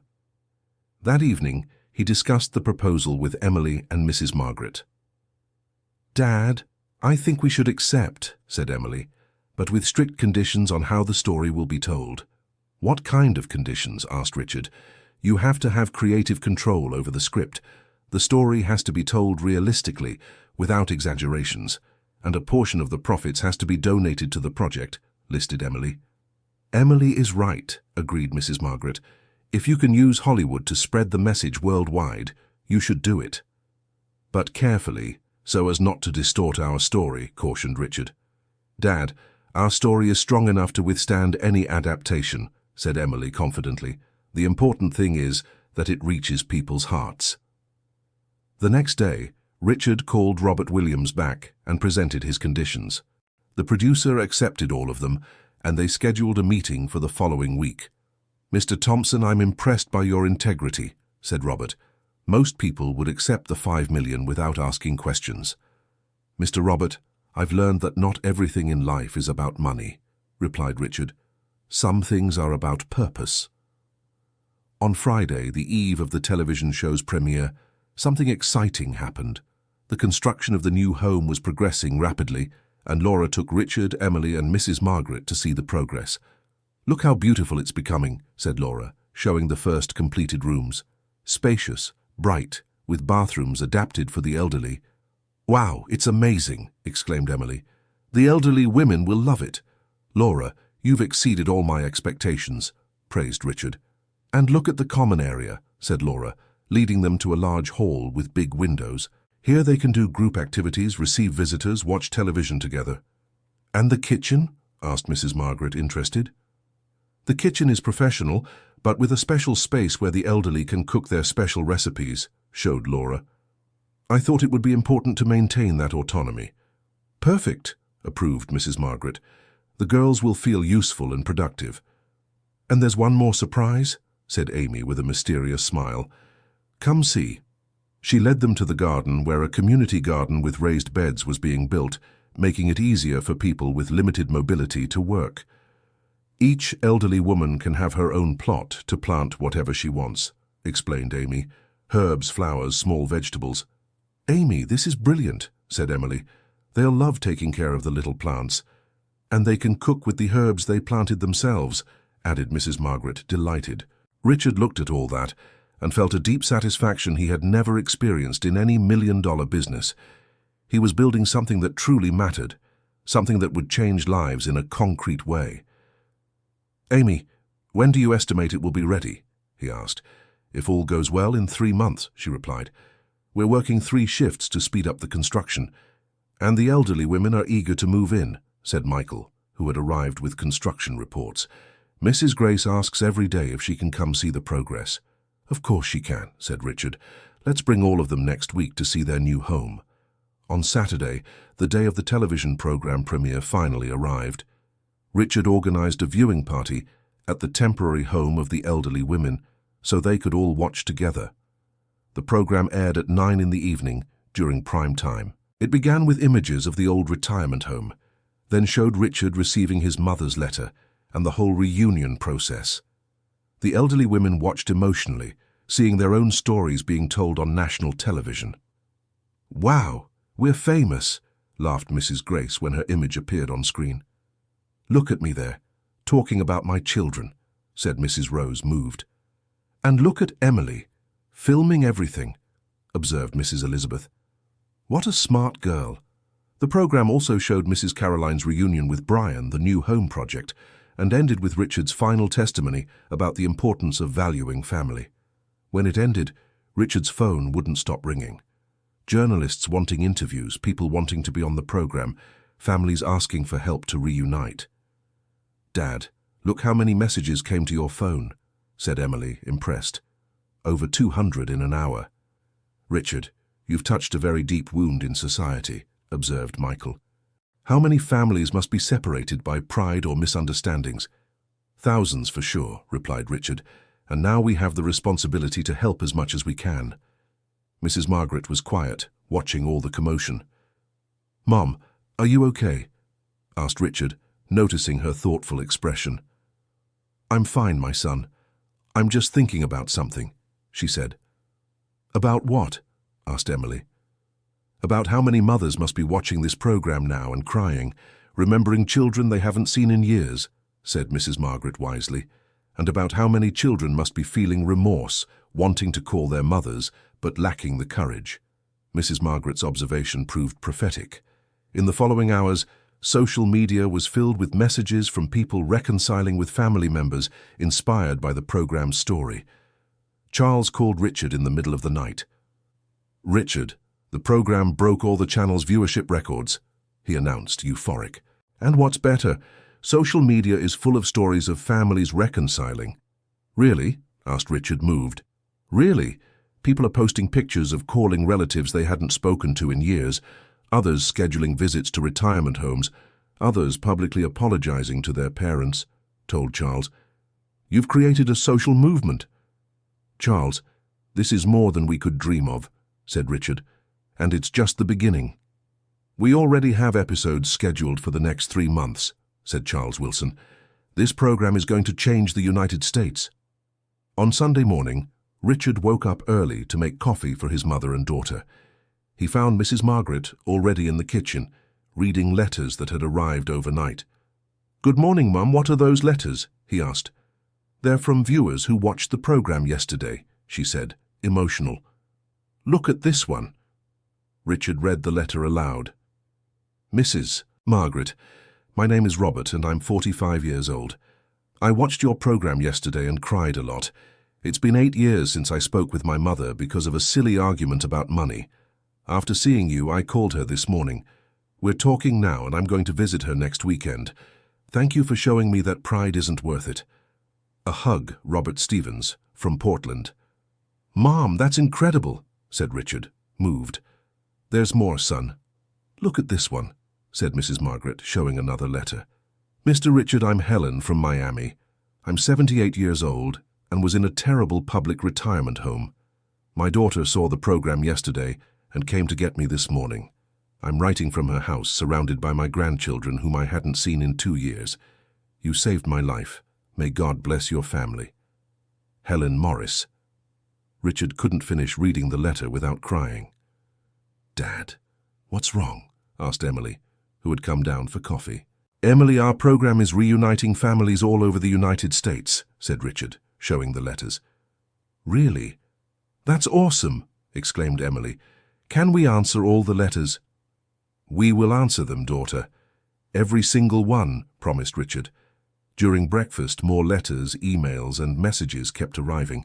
The impact of the program had been much greater than anyone had imagined. "Richard, "Do you realize the magnitude of what you've done?" asked Mrs. Margaret. It wasn't just a television program. It was a call to national consciousness about the value of family. "Mom, I just wanted to fix the mistake I made with you," said Richard modestly. "And by fixing your mistake, you're helping thousands of others fix theirs," observed Mrs. Margaret. "That's what I call divine purpose." Around noon, Robert Williams, the Hollywood producer, called Richard. "Mr. Thompson, I saw the program online, and I'm even more convinced that we should make this movie," said Robert. "The response has been extraordinary." "Mr. Robert, under the conditions we discussed, we can move forward," agreed Richard. "Perfect. I'll send my team of screenwriters to the United States next week to meet you in person and understand all the details of the story," said Robert. "They'll be welcome," said Richard. "And Mr. Thompson, one question. Would your mother and daughter be willing to play themselves in the movie?" asked Robert. "You'd have to ask them," replied Richard. "Can you ask? The authenticity of the story would be even greater," insisted Robert. Richard asked Mrs. Margaret and Emily, who agreed immediately. "Of course we will," said Emily, excited. "It'll be our movie debut." "As long as it helps more families, I'll do anything," agreed Mrs. Margaret. On Monday morning, Richard went to the office to organize all the demand that had arisen after the program. His new secretary, Amanda, was overwhelmed with calls and emails. "Mr. Richard, we've received over 3,000 emails since Saturday," reported Amanda, "and 500 calls a day." "Amanda, we're going to need to hire more people to handle all this demand," said Richard. "I've already taken the liberty of selecting some resumes from social workers and psychologists," said Amanda, efficient. "I thought it would be important to have professionals specialized in family relationships." "Great idea, Amanda. Schedule interviews for this week," approved Richard. During the morning, Richard reviewed some of the most urgent cases that had come in. There were stories of all kinds. Children who had fought with parents over inheritance, parents who had kicked children out of the house due to prejudice, siblings who hadn't spoken in decades because of misunderstandings. One case in particular caught his attention. It was about a 50-year-old woman, Amy Peterson, from Washington, D.C., who was looking for her biological mother, who had given her up for adoption when she was 2 years old. "Amanda, call this Amy Peterson from Washington, D.C., requested Richard. "I want to talk to her." "Hello, Amy Peterson. This is Richard Thompson. I saw your email and would like to help you," said Richard when Amy answered. "Mr. Thompson, I can't believe you're calling me," exclaimed Amy, emotional. "Amy, tell me your story," asked Richard. "Mr. Thompson, I was adopted when I was 2 by a wonderful family that gave me all the love in the world," began Amy. "But I've always been curious to meet my biological mother.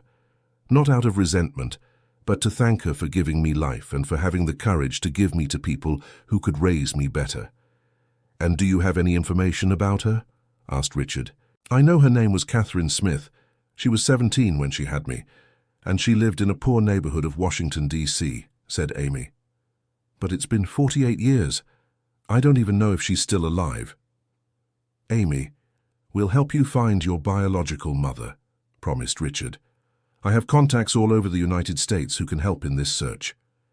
"Mr. Thompson, if you can do this, I won't know how to thank you," said Amy, crying. "No need to thank me. That's what we're here for," said Richard. Richard immediately activated a network of contacts in Washington, D.C., and began searching for Catherine Smith. It was a difficult search because the name was common and a lot of time had passed, but he was determined to help. 2 hours later, one of his contacts called with information.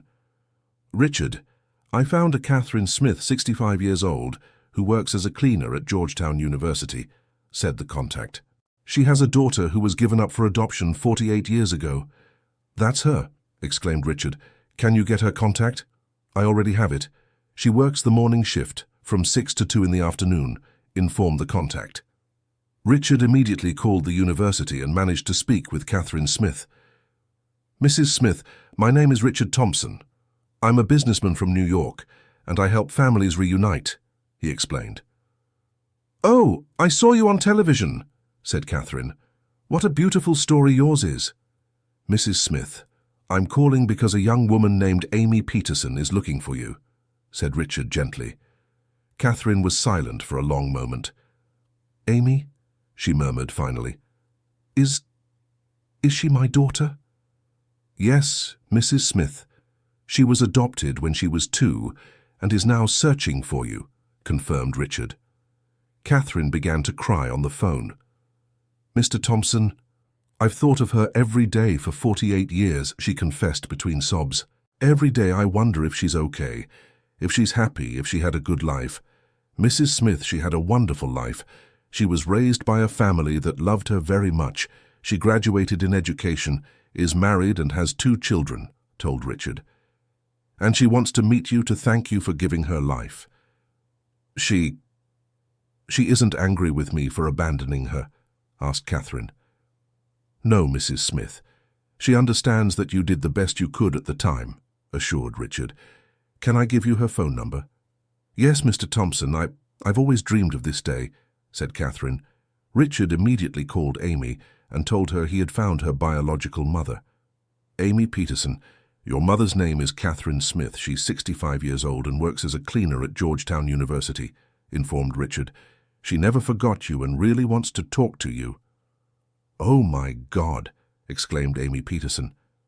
"You managed it in just a few hours." "Amy Peterson, your mother is waiting for your call right now," said Richard, giving her the number.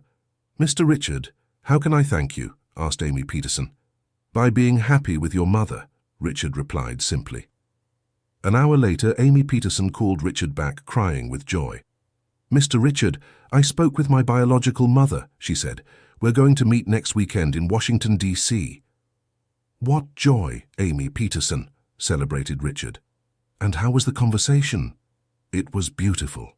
She told me she was very young when she had me, that she couldn't afford to raise me, but that she always loved me," shared Amy Peterson. "And I thanked her for giving me life and for having the courage to give me to a family that could give me everything she couldn't." "Amy Peterson, would you like to record this reunion for the show?" asked Richard. "We'd love to. We want our story to inspire other families too," agreed Amy Peterson. In the afternoon, Richard received a visit from a federal government delegation. The Secretary of Social Assistance had come to New York specifically to learn about the project. "Mr. Richard, the President sent me here to learn about your work and propose a national partnership," said the Secretary. "Mr. Secretary, I'm honored by the interest," replied Richard. "We want to take your model to the entire United States," explained the Secretary. "We can create a national program for family reunification and building homes for the elderly. Mr. Secretary, we already have a pilot partnership with the state government. How about we wait for the results of this pilot before thinking about something national?" suggested Richard prudently. "Mr. Richard, with all due respect, we can't wait. The problem is urgent, and you're the right person to solve it," insisted the Secretary. "Mr. Secretary, I understand the urgency, but I also understand that social projects need quality, not just quantity," argued Richard. "If we grow too fast, we could lose the humanized essence of the work." "What do you propose then?" asked the Secretary. "That we create a training program to replicate our model in other cities, but always with strict quality supervision," proposed Richard. "Interesting. Can we discuss the details?" agreed the Secretary. They spent the entire afternoon developing a detailed plan for the national expansion of the project, always focusing on maintaining the quality of service. On Wednesday, the Hollywood screenwriters arrived to learn the story in detail. They were 3 experienced professionals: Sarah, a screenwriter specialized in family dramas, Michael, a documentary director, and Lisa, a producer. "Mr. Thompson, we're enchanted by your story," said Sarah after a whole morning listening to the accounts. "But we'd like to spend a few days with your family to understand all the emotional details." "Of course, you're welcome," said Richard. "And can we visit the retirement home, talk with the elderly women, observe some family reunions?" asked Michael. "Yes, you can. The more you understand our reality, the better the film will be," agreed Richard. The screenwriters spent an entire week following the project's daily activities. They participated in recordings of the television show, visited the construction site of the new home, had long conversations with Mrs. Margaret and the other elderly women, accompanied Emily in activities with the families. "Mr. Thompson, this story is even richer than we imagined," said Lisa at the end of the week. "It's not just about family reconciliation, it's about personal transformation, life purpose, social impact." "And the characters are extraordinary," added Sarah. "Your mother has impressive wisdom and dignity. Your daughter has incredible maturity for her age. And you have a very powerful redemption journey," Michael completed. "When do you estimate the movie will be ready?" asked Richard. "If all goes well, in 18 months, replied Lisa. "We want enough time to make something truly special."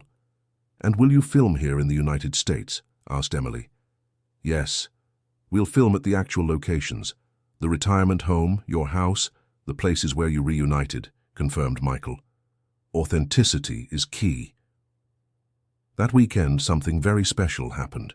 Richard organized the first major family reunion event at his mansion. There were 20 families who had reunited through the program, totaling nearly 100 people of all ages. The house's garden was decorated with large tables, and Mrs. Margaret coordinated a cooking effort where each family brought a special dish. "Everyone, what a joy to see all these families together," said Mrs.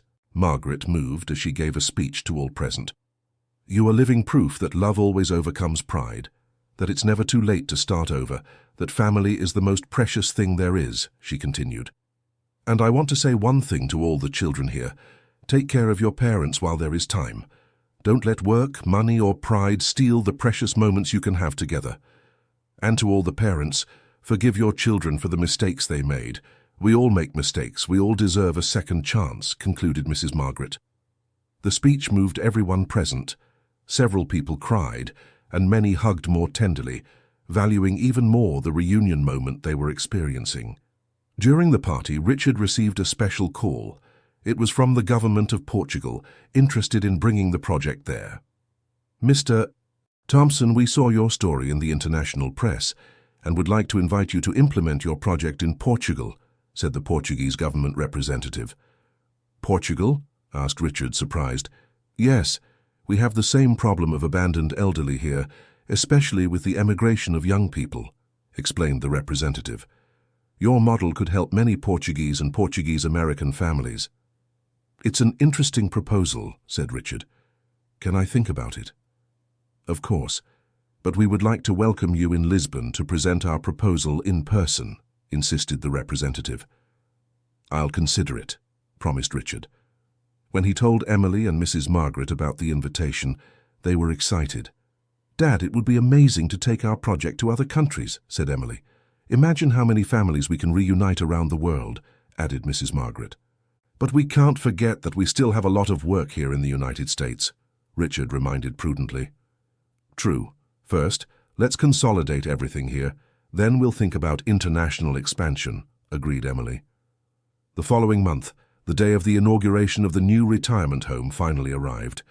The construction had turned out even more beautiful than the original design, with every detail thought out to provide comfort, dignity, and quality of life for the residents. The inauguration event was broadcast live on television and was attended by the governor, the Minister of Social Assistance, the Hollywood producers, and especially all the families who had reunited through the project. "Friends, this home is not just a beautiful building," said Richard in his inauguration speech. "It's a symbol that we can do better. It's a symbol that the elderly deserve dignity, respect, and love. But more important than that, this home is a symbol that it's never too late to start over, never too late to reconcile, never too late to love again," he continued. "I dedicate this work to my mother, Mrs. Margaret Thompson, who taught me that a person's worth isn't in what they have, but in who they are, and who taught me that true love withstands any distance, any time, any circumstance."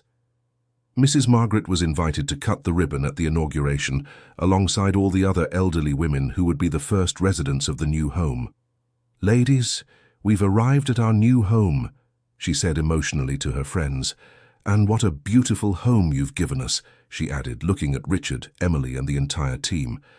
The move of the elderly women to their new home was an emotional moment.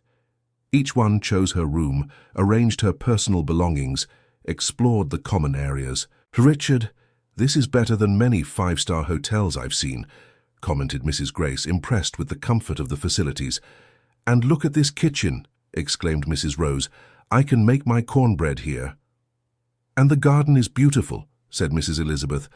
"I'm already planning what to plant in my plot." "Richard, you kept your promise," said Mrs. Margaret, hugging her son. "You gave dignity to all of us." "Mom, you deserve this, and much more," replied Richard. That evening, Richard, Emily, and Mrs. Margaret dined together in the new home for the elderly, in the spacious and cozy dining room of the residence. "Dad, do you realize what has happened to us in 6 months?" asked Emily. "Our lives have completely changed." "Changed for the better," confirmed Richard. "I discovered that true success isn't measured in money, but in transformed lives." "And I discovered I have a wonderful family," said Mrs. Margaret. "Not just you two, but all these families that have reunited. All of you are my children and grandchildren now. And I discovered I can make a difference in the world," said Emily. "When I grow up, I want to continue this work of reuniting families. The 3 of us together will do even greater things," said Richard with conviction. 3 months later, the television program was already being broadcast in other countries of Latin America. The pilot project in Tampa was working perfectly, and plans for national expansion were being finalized. The Hollywood movie had started filming, with scenes being shot at the actual locations of the story. Mrs. Margaret and Emily were doing very well as actresses, portraying themselves with naturalness and emotion. "Mom, you're becoming famous," joked Richard, upon seeing a national magazine with Mrs. Margaret's picture on the cover, calling her the grandmother of the United States. "Famous or not, I'm still the same person," she replied, with her characteristic simplicity.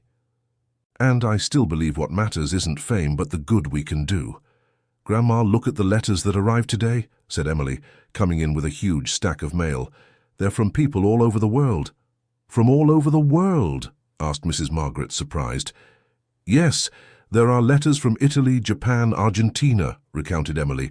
"Our story is inspiring people on every continent." Richard picked up one of the letters and read it aloud. "Dear Thompson family, my name is Mark. I'm Italian and live in Rome. I saw the report about you on Italian television and cried a lot. It's been 5 years since I spoke with my father because of a business argument. After seeing your story, I called him yesterday. Tomorrow I'm going to visit him for the first time in 5 years. Thank you very much for your story. Mark Ross, Rome." "Wow!" exclaimed Emily. "We're reuniting families in Italy too."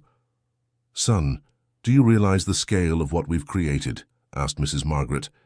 "It's no longer just about us. It's a worldwide movement valuing family." Richard looked at his mother and daughter and felt a deep gratitude for that simple cardboard box that had arrived at his home just 8 months ago.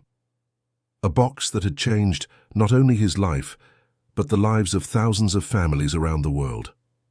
"Mum, thank you for never giving up on me," he said, emotional. "Thank you for teaching me it's never too late to start over," she replied. "And thank you for giving me the most beautiful family in the world," added Emily, hugging them both. In that moment, Richard understood completely what his mother had written on the back of that old photo. "My greatest treasure." He had built a financial empire, had accumulated millions of dollars, had earned international recognition. But his greatest treasure had always been there, inside that simple cardboard box, his mother's unconditional love and the possibility of being a real family. 2 years later, the Hollywood movie was released simultaneously in 50 countries and earned over $200 million. All of Richard's profits were invested in expanding the family reunion project. The television program was being broadcast in 15 countries, always adapted to local cultural realities, but keeping the essence of the message, family is the most precious asset there is. The network of retirement homes had expanded to 20 United States cities, always following the same standard of quality and humanized care. Richard had become one of the world's leading experts in family reconciliation, giving lectures at universities and international conferences. Emily, now 19 years old, was studying psychology and preparing to take over the direction of the family foundation in the future. And Mrs. Margaret, at 77 years old, had become a beloved national figure, known for her wisdom, simplicity, and unconditional love. But most important of all, they were a family that gathered every Sunday for lunch, that talked every day, that shared joys and sorrows, that supported each other in all circumstances.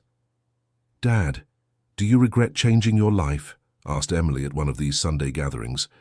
"Emily, I regret waiting so long to change," replied Richard. "I wasted 15 years chasing things that didn't matter, while what really mattered was waiting for me in a simple cardboard box." "And you, Grandma? If you could go back in time, would you do anything differently?" asked Emily to Mrs. Margaret. "Yes, I would, my dear," replied Mrs. Margaret thoughtfully. "I would have been less proud. I would have insisted more on talking to your father. But I don't regret anything because everything we went through brought us here, to this moment of complete happiness." "And I," said Emily, "wouldn't change a thing, because our story, with all its pains and joys, is helping thousands of families around the world to reunite." On that Sunday afternoon, sitting in the garden of the house that was now truly a home, Richard looked to the future with hope and determination. He had discovered that true success isn't measured in money, but in transformed lives. He had discovered that happiness isn't in individual achievements, but in genuine human connections. And most importantly, he had discovered that inside a simple cardboard box can lie life's greatest treasures: memories, forgiveness, love, and the possibility of starting over. Richard Thompson, who had once been a lonely millionaire businessman, was now a fulfilled man, surrounded by the family he loved and the purpose that gave meaning to his existence. He had learned that true wealth isn't in bank vaults, but in hearts reunited, in tears of joy, in sincere hugs, and in second chances. The cardboard box that had arrived at his gate that Thursday afternoon didn't just contain photos and a letter. It held the key to the complete transformation of his life and to the creation of a legacy that would last forever.